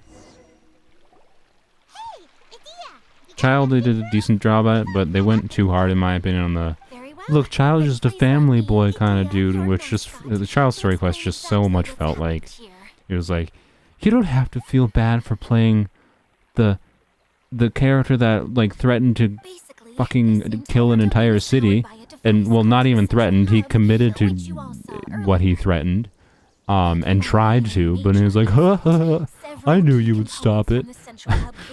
Like, no, that's not okay, and like, it doesn't make it, he's not redeemed by just him being like, I'm just a family boy who cares about my brother and my kids back home. Like, no, you're not a good person, Child. You're a horrible person. So like, but it just felt like a really flat-faced attempt, like or an attempt that fell flat on his face at like trying to make Child seem not like an actually terrible person. I don't know. The way they wrote it, it felt like it didn't feel like they properly wrote Child in a way that made him feel morally gray. But I would argue he is straight up still evil in his motivation and highly selfish. So. Now, as the caretaker and your mascot, Child says she would betray the Tsaritsa, so she'll probably do that. Yeah, I mean, and again, it depends how we see how see it written. If they do it well, I could really like her character. I really like the Samira story. Samira's story is by far the best story thing they've had in the game. Oh frick! I just realized I haven't done Caribert.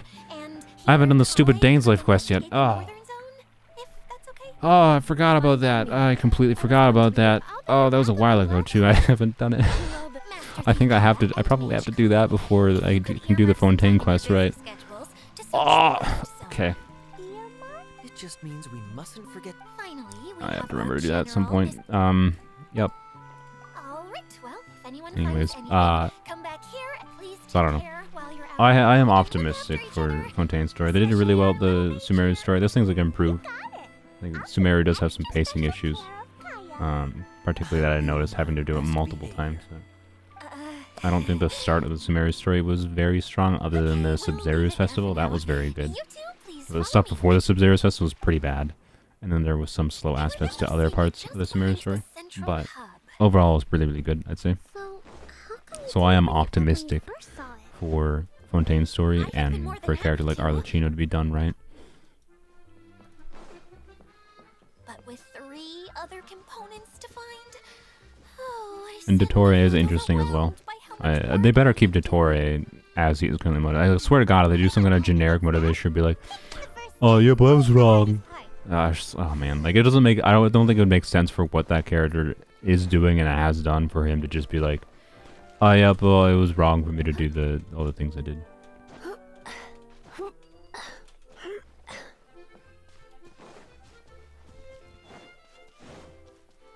Anyways, we'll see. We'll see. I remain optimistic. Playable 15-year-old teen Dottore would be so funny. That would be kind of funny. Just to kill these. Oh, it's revealed. Stand clear.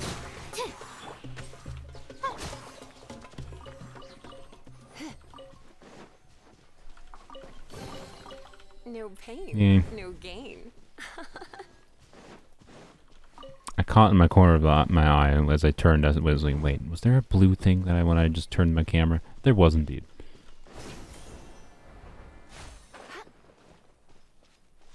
He was simply in a silly, goofy mood. Yeah. Okay.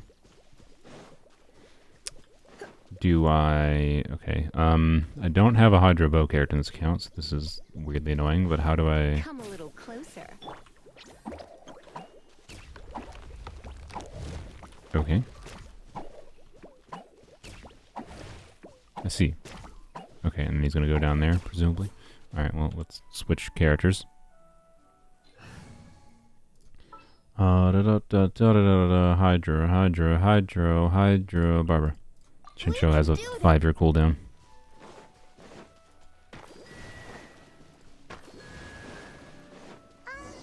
Hey, so Paimon's been meaning to ask, what brought you here? Traveler, my bro, my friend, my broski, my bestie. What did I say? No, not poggers. Anyways, can we be friends? What are you referencing, Sapphire? I'm sorry. Island for now.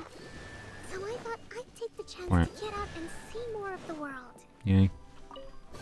It's not a comet chest. What a world. Why Sumeru? I figured that I needed to venture Whoops. further than usual to really broaden my horizons. Well, that's one reason anyway. I can explain in more detail another time.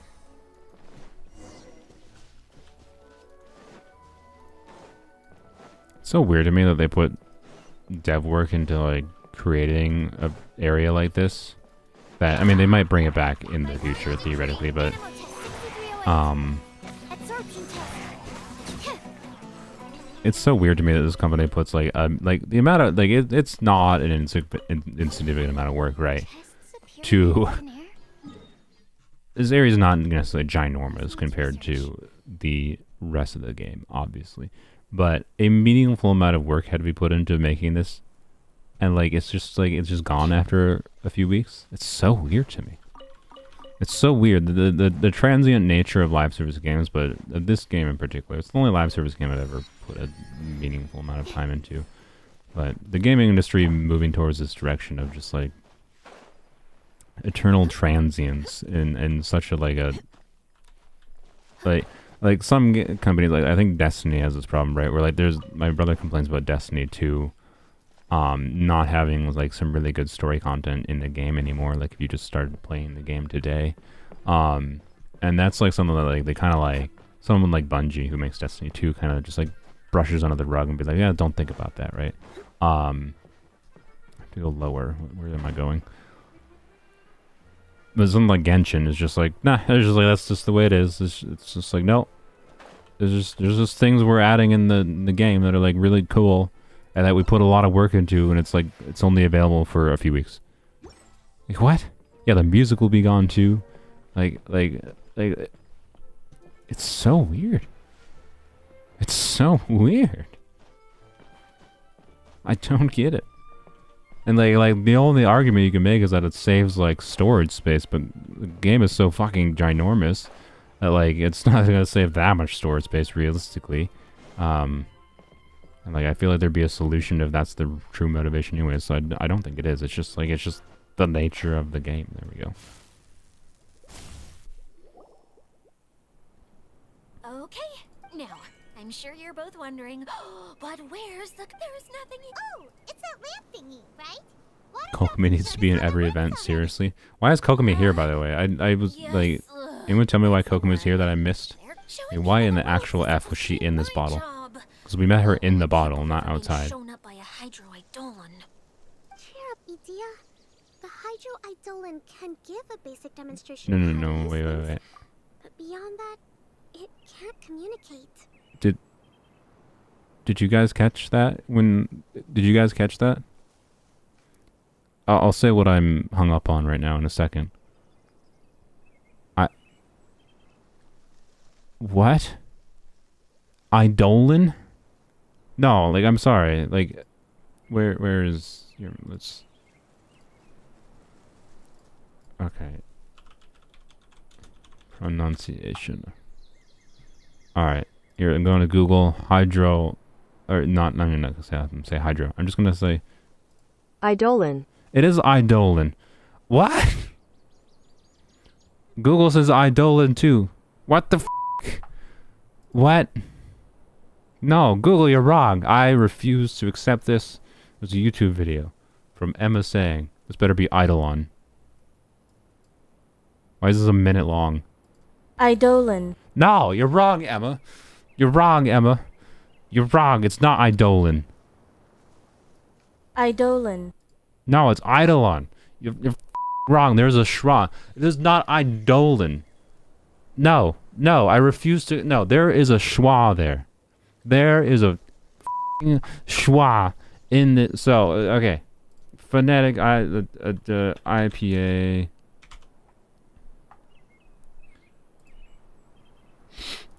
Alright, alright, here's an IPA browser time. Now we're distracted, oh boy. Browser. Alright, so here's an IPA keyboard, right? So, Eidolon is this, right? They are saying it is something like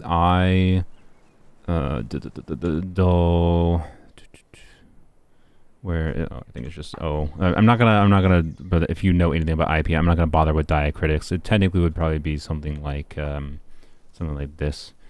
So, and then that, and then Eidolon. The way they are saying it is also like it actually might be I. They're saying a very I, but I'd say it's without a diacritic. Eidolon, right? Like the problem with this is like Eidolon is like it's like a grammar Nazi way of like pronunciating this word. I feel like schwas are very common in English, so it should be the way I am. So Eidolon, right? Eidolon versus Eidolon, is where's this I. And then where's the schwa? There's schwa, Eidolon. Would be something like that, right? That so Eidolon versus Eidolon, and yes, I have a minor in linguistics. It's not that hard to type IPA. I look, I can't like. I don't know what half of these symbols means because a lot of these symbols are for languages that aren't English. I can do IPA English fairly well, but I'm not very good with diacritics. Like I can't even remember what this. Oh frick, I can't even remember what some of these do. But I know this one and I know a few others. But anyways, like that's the same, right? So this part, the first part is the same, right? That's fine. But like this part, Dolan versus. I'm just going to separate the syllables. Eidolon versus Eidolon. And Eidolon. Yeah, Wikipedia's phonetic IPA is weird. So there's... Okay, I'm doing a very low-level IPA, or sorry, high-level IPA levels. What?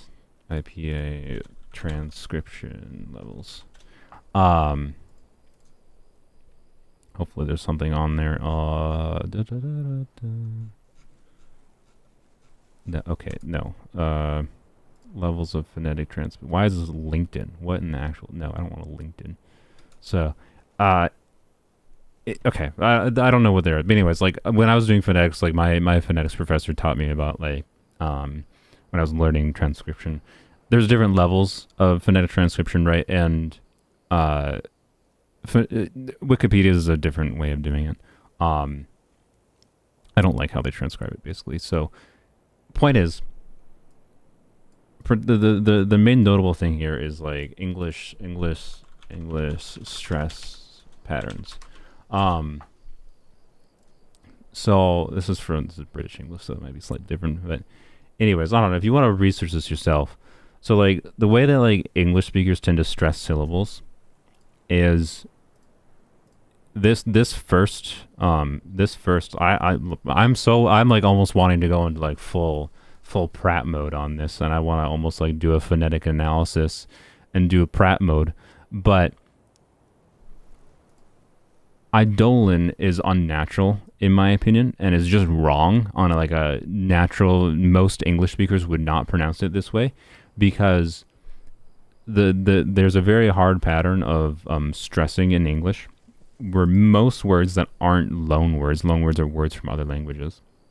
Most words tend to follow, and if an English speaker is trying to speak a word and say it in a way that feels natural to them, they would stress, which is to say, like saying the syllable longer, in particular the vowel sound, longer or louder, right? So, right? Saying I in eidolon or eidolon is normally I is the one to be stressed. So in eidolon is stressing the second syllable, and that's fairly unnatural. It's not that it never happens, to be clear. You can find examples where not the first syllable is stressed. But I'd say most English speakers would probably say eidolon, and that's placing. Yeah, anyways, so that's stressing. I accidentally deleted the I from the first one, and that's stressing the first syllable, the first I, versus the second syllable, right? There's a little bit of stress based on the lawn too, but eidolon is just really awkward, and it does not feel natural to me. Me as an English speaker, English has many dialects. It's a very diverse, and it's a freaking mess of a language. But me as an English speaker in America with phonetics knowledge and knowing the general patterns that are common in how people pronounce things and like stressing for things, eidolon is not how I would say it. So, anyways, it's eidolon. I'm sorry. Sometimes Genshin games and things and language brings out the linguist in me. It just does not make sense for that to be pronounced that way. Alright, what? No, I wanted to hit the box.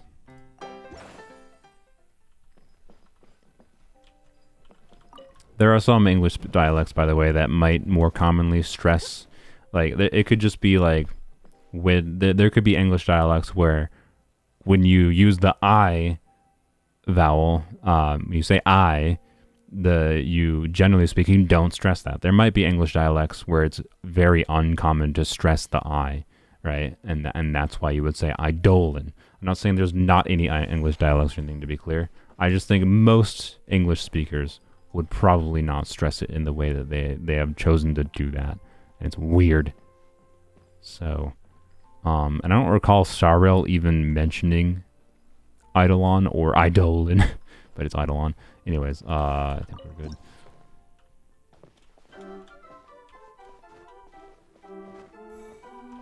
What? I forgot to press F. Doesn't look like the component Carrots. is in here. Wait. Hungry kind of sucks. Grew up there a lot of my life. Kind of mid. Oh, poor Hungry. Yes, You're welcome for teaching you, Bram. Honestly, it's more just ranting to myself about something. I was like, why would they have to say eidolon? I don't know. It's a gear. Wow. It's hard to. So that Every journey begins with a first. you really think so? I suppose. Anyway, I'll take this. Oh. I kind of doubt all the sources are just wrong. Yeah, but the problem with all those sources is that they're not basing pronunciation on a phonetic level of like how how English speakers normally speak in the modern day, right?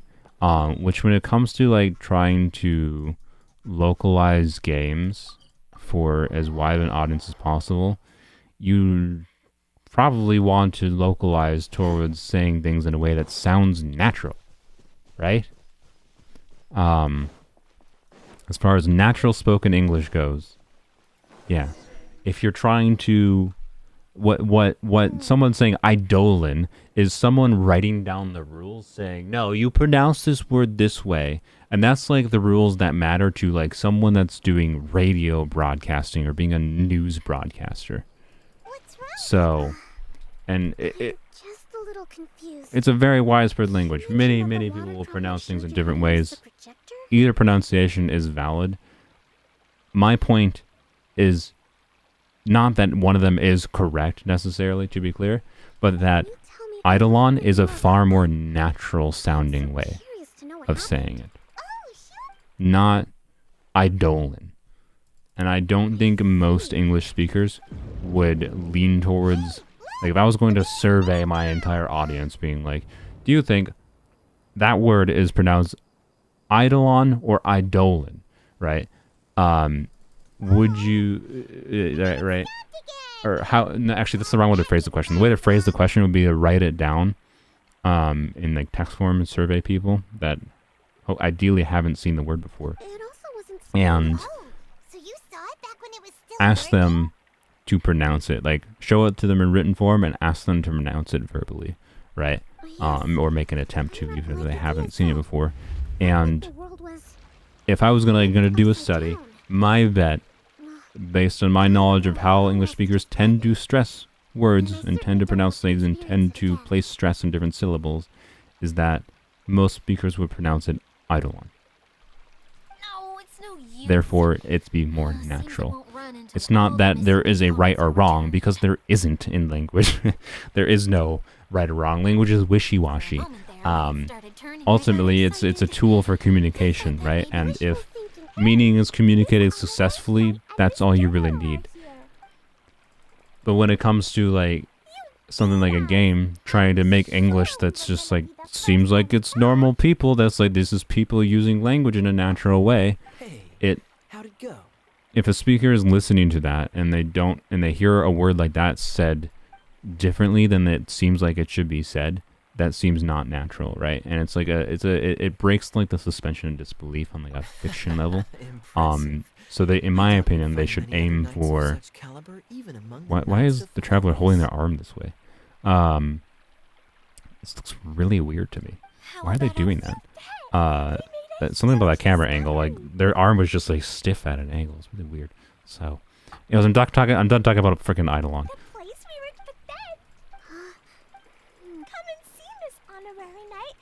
Yes, there is no right or wrong like with anything in languages. Wishy-washy, and that's why like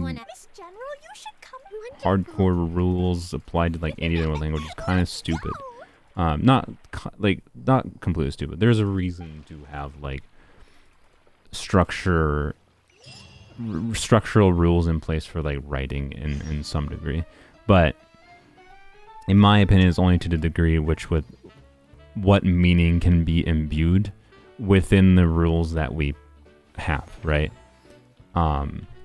So like there's reasoning for some of the rules of grammar, obviously, and particularly more for writing, because if we didn't have like conventions of like rules as simple as like assumptions that you don't like think of as rules of writing, but like a rule of writing for English, for example, is writing left to right. That's a rule of English writing. It's not like the property of the language inherently. It's something we made up as a way to put a verbal communication in a physical form. And for that reason, right, it's a rule. It's a rule we place upon ourselves of left is where the start of the thing you were saying is, and it goes to the right. So if you write words that are contrary to said rule, people won't be able to understand your writing, right? Because it's not the assumption they have. I heard a faint And sound. Could it have been the central hub? that is useful for communicating, right? Oh, It's useful to have you those guys, rules. huh? But where it becomes problematic is when it's just like, you know, for example, people using the wrong there in writing, right? In English. That happens all the time. There's 500 different variations of there. My dumb brain, even though I perfectly well know all the variations of there and use them well, my dumb brain will oftentimes type the wrong there, even though I know all the run and know what they all mean and where they all work. I will use the wrong variation of there when writing, They've all conked out. because that's like not how we actually use language, right?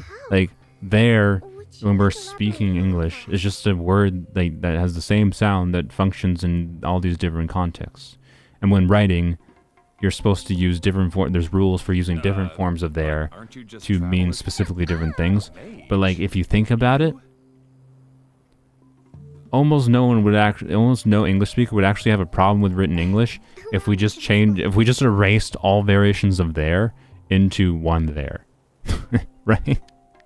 Like, so, anyways. As a person who speaks multiple languages, the way that English pronounces things is so weird, and so I personally wasn't surprised when I heard that. Oh, yeah, I mean, Anyway, Oh, the roads the reason English pronunciation is weird is because English is rail tracks instead. Let me show you. like 40% This is the way you French. used to make them. Did Dia bring you up to speed There's on a whole these bunch things? of like, I don't know, English on a historical level is a lot of languages, and English has a lot of loan One other words, thing is that it has to be compatible. and Something like... that makes it pronunciation-wise a bit messy, as far as how certain words are pronounced. Basically, like, That would solve the issue of I material. don't know, I'm trying to think of one off the top of my head, but I'm Was struggling. your But good? anyways, I like reckon you Eidolon. wouldn't be too dangerous. I don't know. It's possible Eidolon might be Eidolon, by the way. Like I didn't look at the etymology. Etymology is like the history of word. Like where did this word come from? Etymology. Oh, I'm still talking about Eidolon. I'm sorry. Etymology of Eidolon. It's from Greek. So because of the fact that it's Greek, might be the reason it's said Eidolon, right? That might be the reason that people are saying it's pronounced Eidolon. hey everyone. And if you Come like and press see those what's people that playing. like insist that it's pronounced Eidolon, they probably would be like, yes, it's pronounced Eidolon because of the fact that it originates from the Greek eidos, and eidos is like, yeah, it's pronounced eidos. So, did I miss your super chat? I might have missed your super chat. I think I did. Yeah, sorry, Len. Len gave €2.49 again for, I say it's Eidolon, so therefore it is idle on. I agree with you, Len. Plus, it's Well, a heck yeah, of a lot cuter than the ones that Dia made. But yeah, English is a whack language. It's a mess because it's a mess of different languages that have merged together historically, and then now it's the lingua franca of the world. So, which is to say, it's like the default language. If you are not a native English speaker, the second language you are learning is English. That's like what the lingua franca of the world is, and it's the simple way I explain it. Is that And a problem? that means many, many, many, many people around the world speak English, whether they're both native speakers and otherwise. And It's a bomb or something. It's okay though. different things can be acceptable to different people, right? And what ultimately matters is can you use the language and converse with someone that also says they use English? And sometimes the case, because English is so diverse, the answer is no. Like there's dialects of English in the United Kingdom. I forget which ones that. When I listen to them, I'm just like, this is not English. This is not intelligible English to me, right? So, but it's called a dialect of English. It's like, no, this just sounds like a different language. It sounds too different. But that's just to me. Someone that lives more near that area that might speak a dialect of English that I do consider to be understandable English, that dialect of English that I can understand might be related enough to the dialect of English that I don't understand that they themselves would call the dialect of English that I don't understand a dialect of English, whereas I would call it not. Right? So it's messy. It's just how language works and how humans work. It's a social thing. The cart platforms, the choo-choo cart is split and locked into, okay. It will be unlocked. They will not, okay.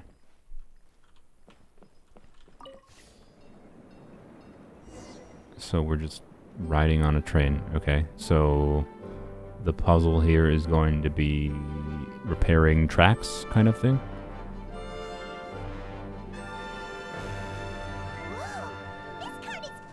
Japanese sounds cool. I agree, Japanese sounds cool. Japanese sounds cool because it's a very phonetic language in my opinion. Or not in my opinion, that's just a fact. It is a very phonetic language.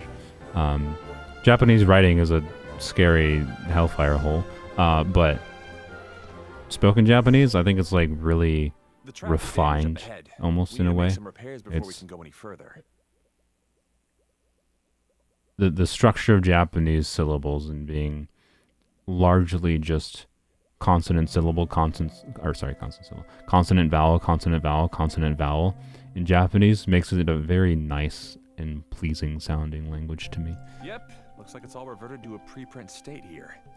Do you know why that happened? Everything in this domain starts. This all started from Eidolon, by the way. English is your second language part-time. Nice. So What's your first language? But the projector here is sealed off by a giant. That's the hydroide. So for step 1, we Yeah, for those that have just joined, I'm probably gonna do. This is the first time I'm doing the event, but I'm skipping the dialogue for stream purposes because dialogue is mostly boring for streams. Not that I don't know. I'm just so in the habit of skipping too. It's part of the reason too on streams. But I think I'm in the wrong direction. Save the Hydro Eidolon from the preprint. Oh, I'm a dumbass. I didn't even see the thing over here. Okay.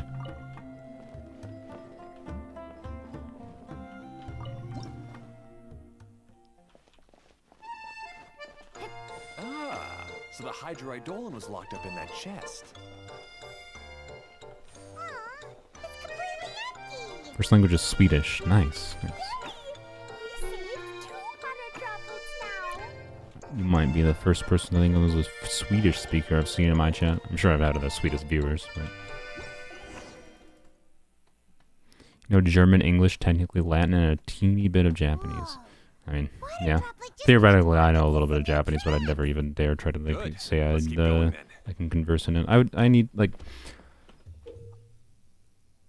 after my linguistics learning, I honestly think, the way that most schools teach language is really bad. It's really bad. So, do I have to interact with this? What is this? Oh, no, it just activates automatically. Wait, what? Oh, there's a... whoops. Okay. Can I exit? Okay, well, I wanted to go back because I'm not going to complete it because I missed the... Oh well. I didn't realize there was buttons at first. That's my bad. But yeah, anyways, the way that most schools teach language is really bad. And just stupid as far as the actual goal. Most of the times when you're learning a language, right?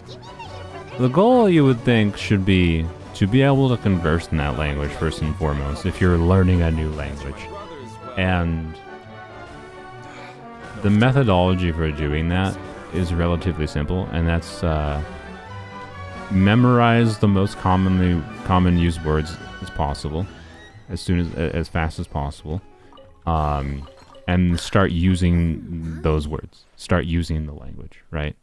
I feel like I didn't complete that, but I also don't want to take the time to go back.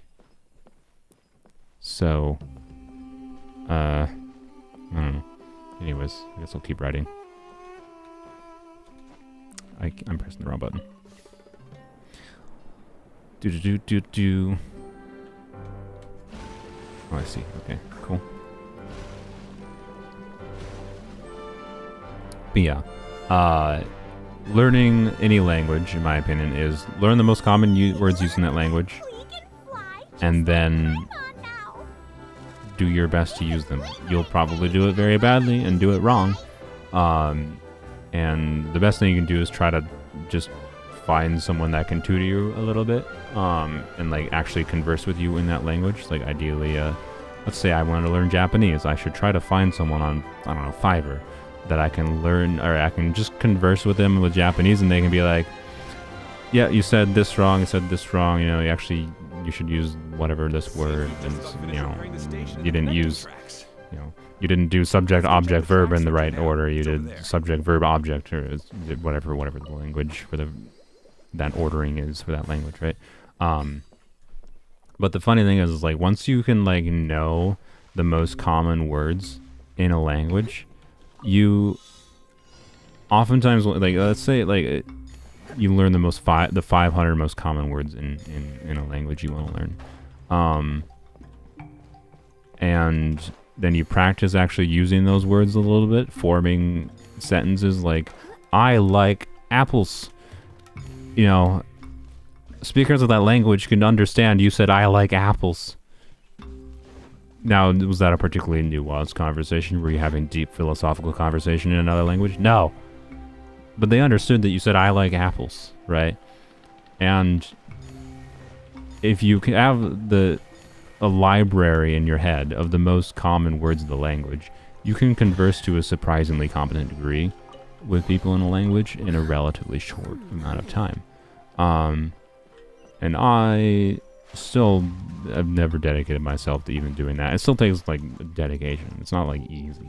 You still have to very purposely try to learn languages, of course. But people go about it wrong because schools oftentimes, instead of doing what I said, they're just like, here's how this language is written. Here's the grammatical rules of this language. And like I took a year or two of Spanish in high school and whatever, and I could read Spanish. I could say Spanish aloud when reading it. I could write Spanish. I could not, for the life of me, even fucking have a chance in hell at conversing in Spanish. Like, it's just like, yeah, I think you're going about this wrong teaching-wise. If the fundamental goal, like, I don't know, it just makes sense. If you want to learn the grammar of a language first, you can do that. But like, why does everyone teach that way when the better way, if your goal is to speak in that language and converse with people using that language, should not your goal be use the method that is best and actually like feels like it makes progress meaningfully? I don't know. That's right. So I don't like how schools teach language. The junction would rotate. Is all I'm saying. But it seems Is this Jeremy you mentioned? Problem with Hungarian, how many combos, which can all make sense, but it's heavy on the context and niche words we have. Yeah. I mean, yeah, many languages are not as simple as what I'm saying, right? Where you can say, learn the words and you'll be able to converse. But like, when I talked to him about repairing the tracks, this is only Hungarian. If it's very combining words heavy, or like German, I think is similar. Yes, you might not sound. You're definitely not going to sound like a native speaker, and you're not going to sound like you know German, Hungarian really well, right? But if you still know the word for toilet, but don't understand that the correct way to combine the words into I need to go to the bathroom, can you help me, show me where it is? You don't understand the nuance of like the specifics of those languages and how you're supposed to combine those words together properly. You won't sound like a native speaker, right? But speakers of that language will probably still understand the bits of what you're saying, and then will be able to infer, and you'll be able to actually convey meaning, right? And once you start doing that, right, and you start realizing you can actually converse with someone even in a really inefficient manner, and that's not ideal, your brain will start to pick up on it, and you'll feel like you're reaching goals, and I don't know. Versus like, I learned that Hungarian is, you know, subject, verb, object, and and I learned how to spell this Hungarian word correctly. I couldn't go onto that track. Bullshit. Sometimes I can't help but get angry just thinking of Jeremy. You should have seen him back in the sand. But yeah, I don't know. Too much of focus on grammar in most schools. To a frankly egregious degree.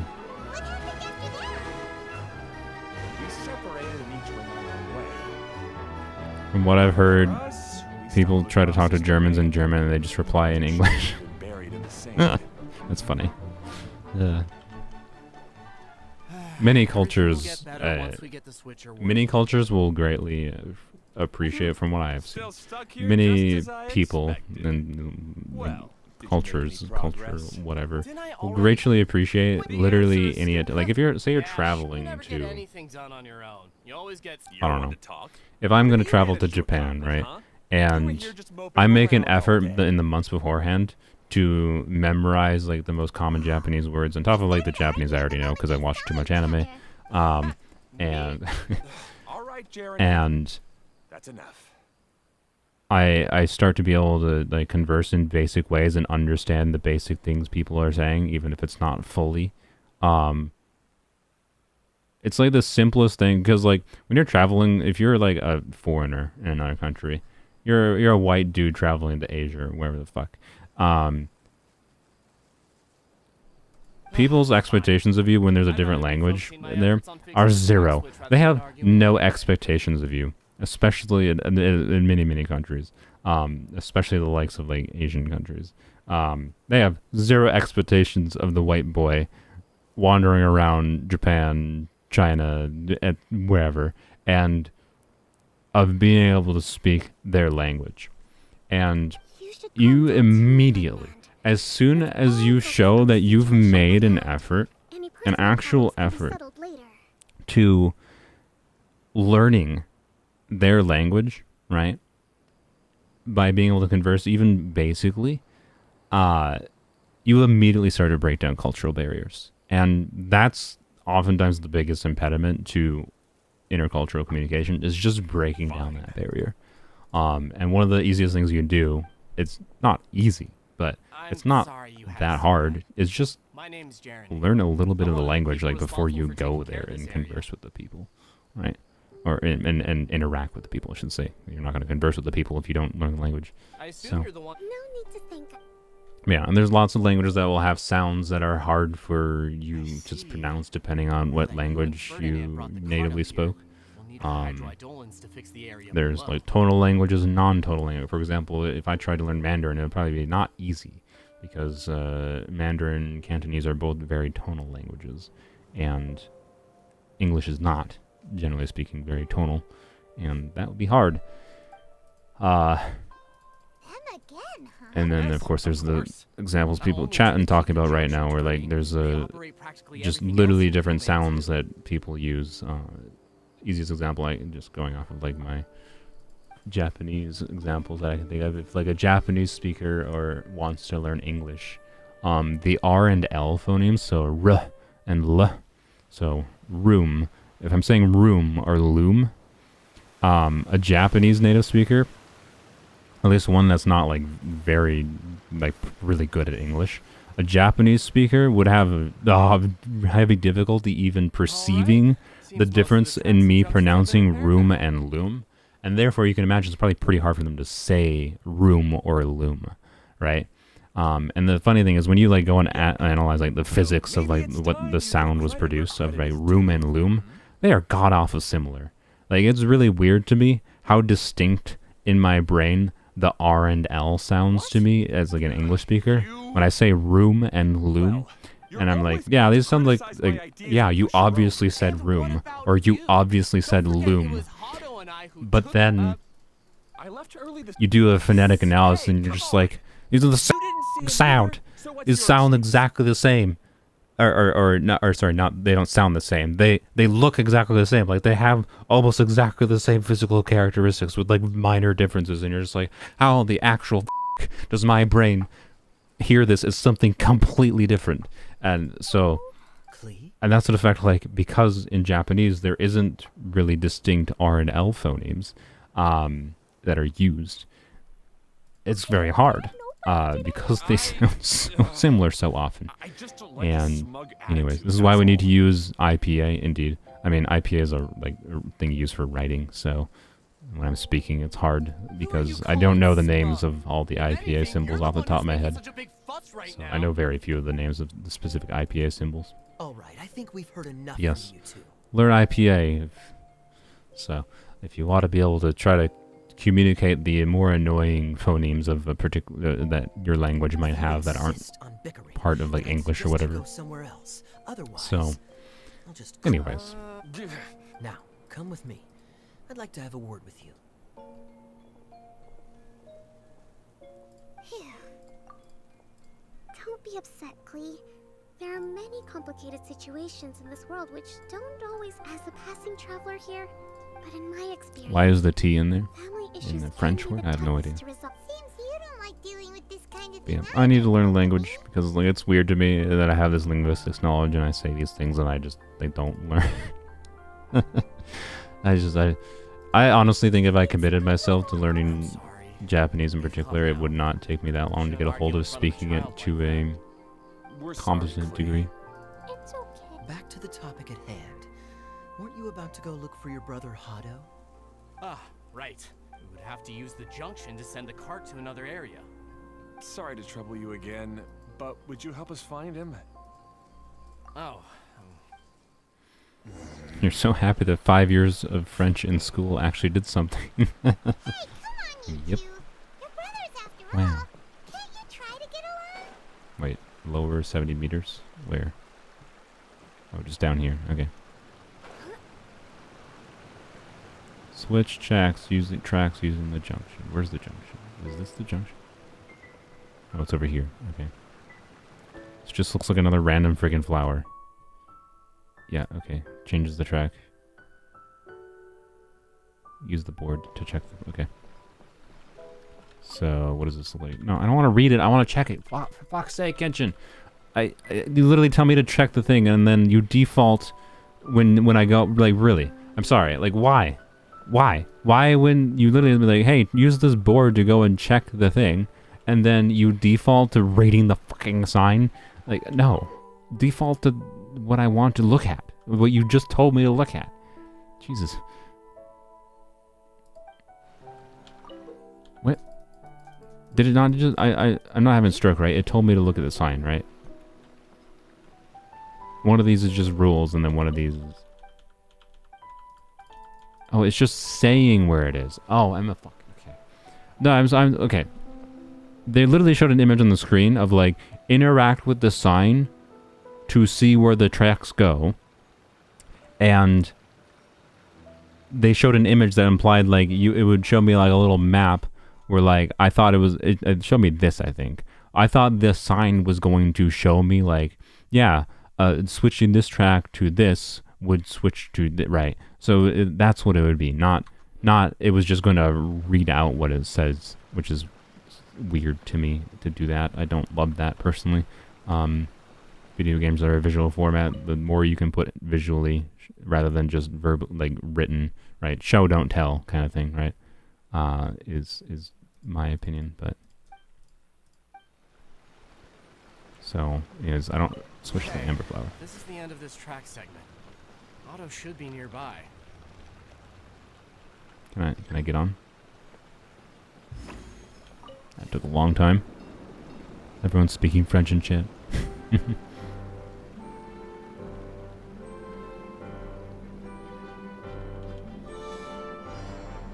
I think we're not gonna get a 10 pull in this stream. It's obviously my fault because I got a bit distracted.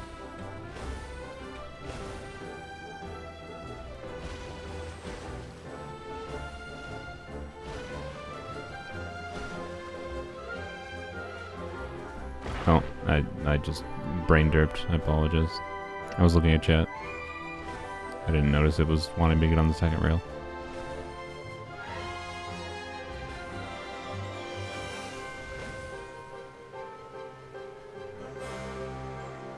Oh, yeah.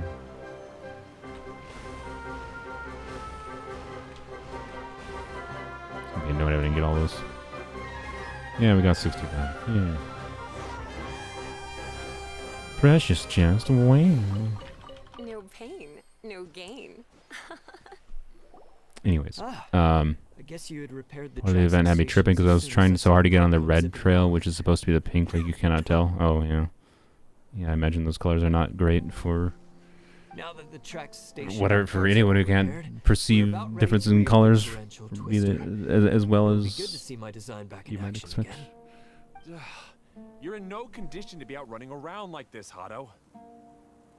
The violet one is red on the map, is it? But these are unusual circumstances. It's also an issue, to be clear, of that this issue you're talking about is also an issue potentially of color reproduction of your display. This is why I'm like I tend towards displays that like instead of like so many displays, man, they just like boost the saturation like comically just comically stupid levels. Phones do it horrendously. Samsung phones do it horrendously. iPhones less so, because Apple is smart and tries to do what I'm saying, where they try to represent colors accurately for what like the original creator. Because like a studio like MiHoYo or like movie studios, animation studios, right? When they're like doing color mastering, they're doing it on very like color accurate monitors to try to make them as like accurate as possible. And then ideally, consumer displays are representing those colors as accurate as possible. But the cheaper the display is, the less accurate they tend to be. And then even then, expensive displays tend to do stupid shit. Like Samsung is notorious for oversaturating their displays on their phones and their TVs in default profiles to the degree that like colors are just flat out wrong. So even when you like don't have color blindness or whatever, your display, because Samsung might have a stupid ass vibrant color profile by default that you didn't even know about, might have made it so you couldn't actually perceive the differences in these colors properly. So Our brothers, after all. Just like when we were. I'm just worried that something similar could. I was thinking if it weren't for my No need to feel guilty. yeah, color is obviously a perceptual thing on top of all that too. So, Hey, what are you trying to say? but the point is like you already have the perceptual differences of colors, right? So displays and those creating like colors should try to make it to like certain standards, so that to try to get most displays as close as possible to showing distinct colors, right? Hey Klee, do you want to ride even? I'll never understand people who willingly learn a new language. Why Sapphire? I just want to learn a new language because like I already like have the knowledge to be able to do it, like to not, it's not that hard for me to do, right? So I feel like I just should, because it's not that hard for me to learn the basics of Japanese, for example, especially when I already know bits and pieces because of anime. Is this going in the right direction? I think so. But other than that, like you just learn a new language because you want to converse with people, right? So like I was talking about, like, I don't know, if you want to break cultural boundaries and you're like traveling somewhere or going to live somewhere else for whatever reason, learn the language spoken there.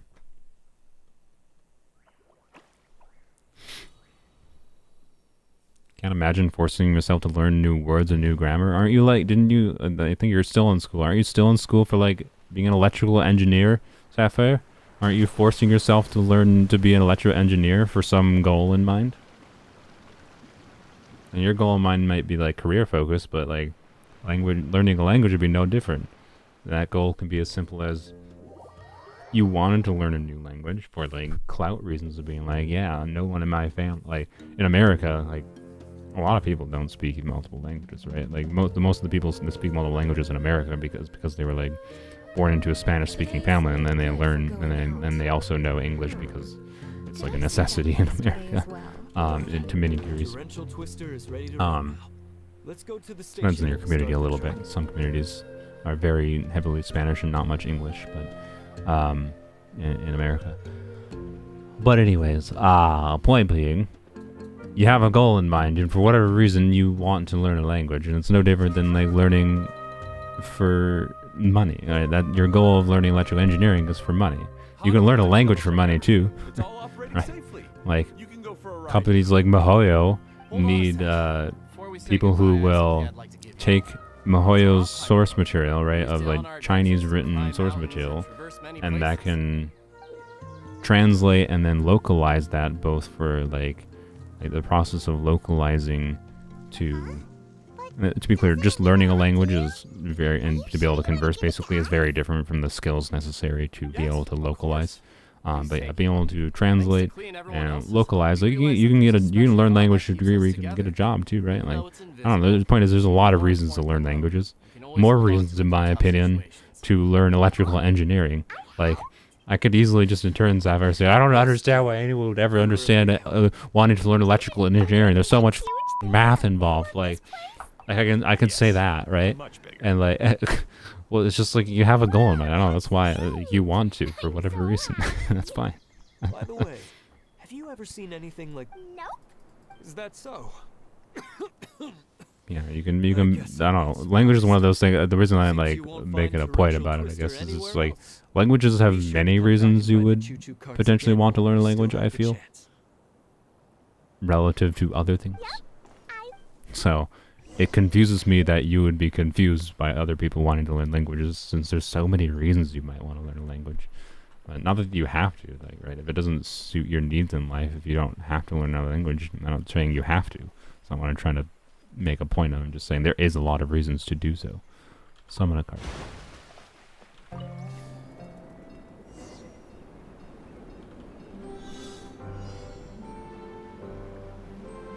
Here's something you know from Lantid. Veni Vidi Vici. Nice. I probably pronounced that wrong. Don't care. Oh, this is even higher than I expected. Yeah. The drops are pretty steep too. What an amazing roller coaster. You okay, Kokomi? I feel like they should move faster. Yeah, let it out. We won't tell anyone. Oh, I forgot to... Frick! My brain just did not notice that again.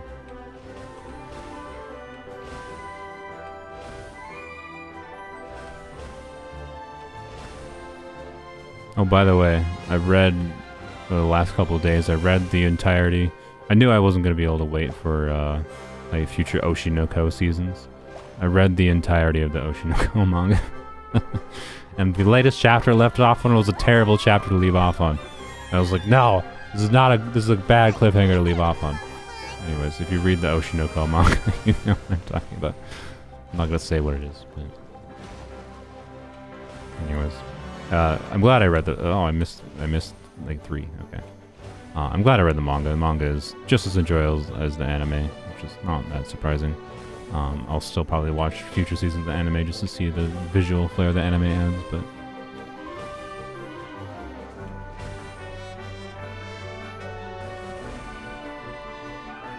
What?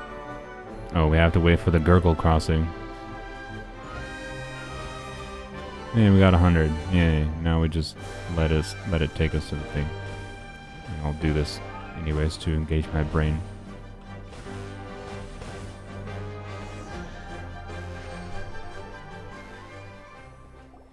Latin is Old English, basically. Everyone had to learn it because it's a worldwide language. Yeah, Latin used to be a lingua franca. Used to be. Was it the lingua franca before English? Sure, what was the lingua franca before? It might have been Latin. Lingua franca before English. Yeah, classical Latin. Yep. Classical Latin was the dominant lingua franca of European scholars until the 18th century. Of course, no, I would. Saying Latin was a lingua franca in the 18th century, when I assure you, like almost because the world was less connected than it is today.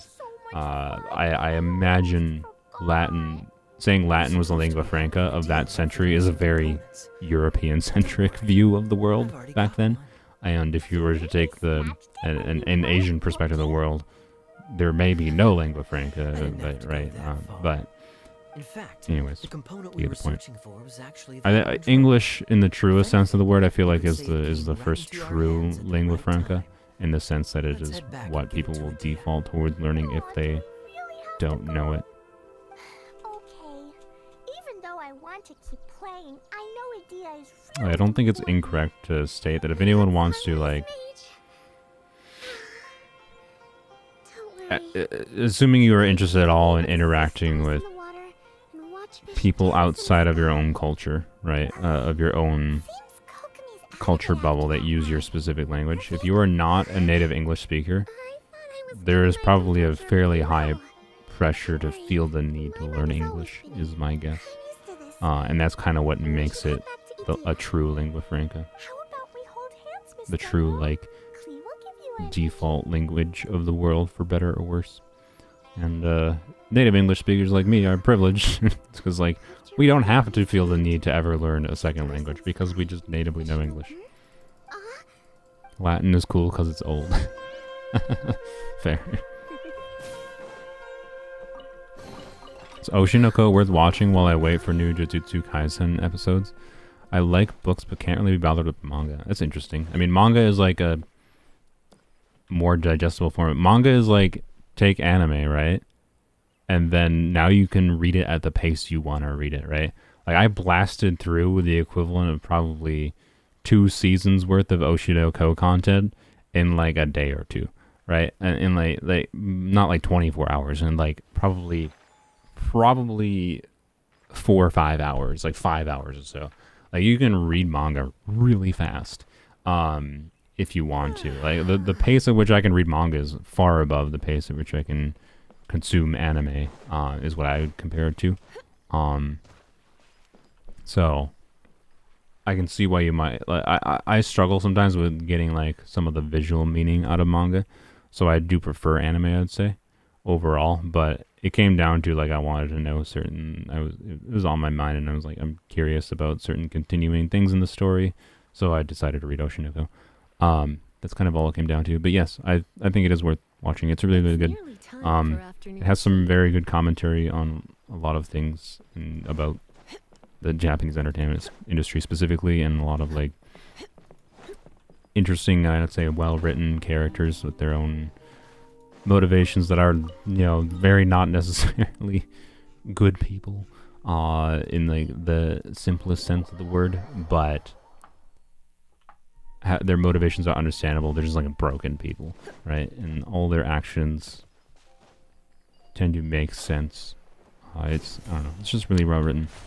The best written stories, in my opinion, are always character-driven stories with characters that are really good, and Oshinoko is one of them. So yes, this is weapons only. So I highly recommend Oshinoko. At the very least, before you read the manga of Oshinoko, if you want, just watch at least the first episode of Oshinoko first. After you watch the first episode of Oshinoko, I think the experience between the anime versus the manga is relatively similar, other than the anime can control the pacing, so therefore you might catch details you didn't catch in the manga.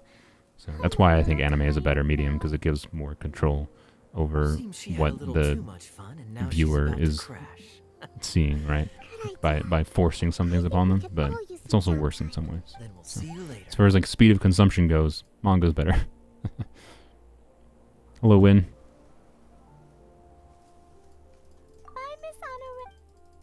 But yeah, I've been reading a lot more manga after like anime and anime is done airing lately. So I've not gotten to the point of being like, I'm gonna seek out new manga to read before, not many new manga to read before like the anime airs or anything. I generally I read the manga after the anime at this point. So. If I remember correctly, the 2 eldest brothers were they were all arguing with Yes. You can hold on to the rope. I've been good, Win. They mentioned still streaming. We did so, of course, this stream this week I did some PC upgrades to try to do AV1 coding, and it seems like it has resulted in a better looking stream, from the anecdotes of at least a few people in that stream. So I think it was worth the monies. That was part 1. Good lord. We're already at 3 hours and we completed part 1. So the question is, so for like my other accounts, what percentage of the awards can I get from this event only doing part 1? On this account, I intend to do, I think, the full thing. No, you have to do at least one more quest, it seems like, to get this. Right? Or no, this is just the quest. Okay. What in the... Oh, just... Okay. Yeah, I know. The whole gimmick is the theme park. Yep. Alright, so that's just the main story, right? This is... Oh, looks like you have to... Okay, you have to complete the quest to get the free Layla. Okay. We already have Layla on this account? I don't remember. Looks like the answer is no. Unless I'm blind, we do not have Layla. So, that's something. I'm not going to commit to building Layla on weapons only. I don't love shielders, right? And I don't know. We could use Layla in, like, a melt team, but, like, I don't know, you just use Bennett in the melt team, so, you get primos for all parts. Yeah, no, I know, but, like, it's a question, the question I usually have, right? Most events in Genshin I tend towards for my accounts. Weapons only, I've always been doing the full event. And then my other accounts, I generally do, like, the first story bit, because the first story bit is usually what's required to be able to unlock all the additional things, right? So, like, all of whatever this is to be able to get the Primo Gem rewards, right? And I do up to that to get the main rewards for my accounts, and then I stop, because, like, I want to maintain my sanity and not do the same content. I like the little UI touches, by the way, in this event, like the making the X this nice little stylized thing with even a different highlight over it, and the little outline around this stuff too. It's a nice little touch. I think these are just exploration stuff, right? Because I got a few of them just for exploration. I'm assuming these are just exploration things. So I imagine I have to, like, unlock more of the areas too, and then the attractions I don't have fully open yet. So yeah, it looks like you have to do at least quest number 2 to be able to do most of the things, is my guess, but is what it is. All right, we're probably not doing. Yeah, we didn't even get anywhere close. Yeah, I didn't. Not surprised. All right, I'll probably do more of that on my lonesome, I think. If you're interested in my thoughts, I'll obviously probably talk about them. We might do more of this event on Saturday's stream. But I might do more of my lonesome and let you guys know my thoughts in this weekend stream. Thanks for the helps of I had a stroke. I'm sorry. Testing the encoding thing. It seems like it was worth the time and effort getting a new GPU. Sweet. Yeah, all exploration. There's 315 tickets total. Yeah. Okay.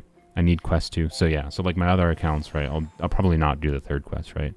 Unless the third quest is something like it's literally like 2 minutes, like kind of thing. Then in 2 minutes for like 50 Primo Gems, I'll do it, right? But if it's 50 Primo Gems for another hour of quests, like why would I bother, right? That's generally been my structure. If I can get 90% of the rewards for 50% of the time, that's what I want to do, right? So, anyways, can you join me for exploration? Can you do co-op exploration in this? If you can, we might do co-op exploration in this mode. I'll try to get the story content done. I think my intention would be to try to get the story stuff done in this event. This is really pretty, by the way. Get the story content done in my own time over today and tomorrow, and then we will on Saturday's stream. We'll probably just do exploration, because we can do exploration co-op. That'd be a fun way. People can lead me around to different things and find different points for me to be able to do for whatever. Third quest is just free primos, right? But yarp. Thanks for the help. I guess, again, it's a sponsor. If you're interested in buying a box, you want to support me, and get something fun for it. Where is it? Sakurako Tokyo Treat. I guess I'll link them again in the chat here. Blah blah blah. Where's my thingy? So there you go. Again, if you're interested, feel free. No pressure, obviously. If you don't want to, it's no skin off my teeth. But I don't know. I like the product, so if you're interested, feel free. Buy it. I get like $20 or something per box that you buy. So if you want to support me in some way, but get something of value yourself instead of just like sending me money, and you want to try something fun, feel free to try it. That's it. Anyway, second quest is a drag. Oh good. Anyways, yes, and again, a reminder: if you do order a box in the next 3 days, you get the July box. But I'm planning to showcase the August box next weekend stream, So if you order after like July 16th, it will be different box. Anywho's. Bye-bye.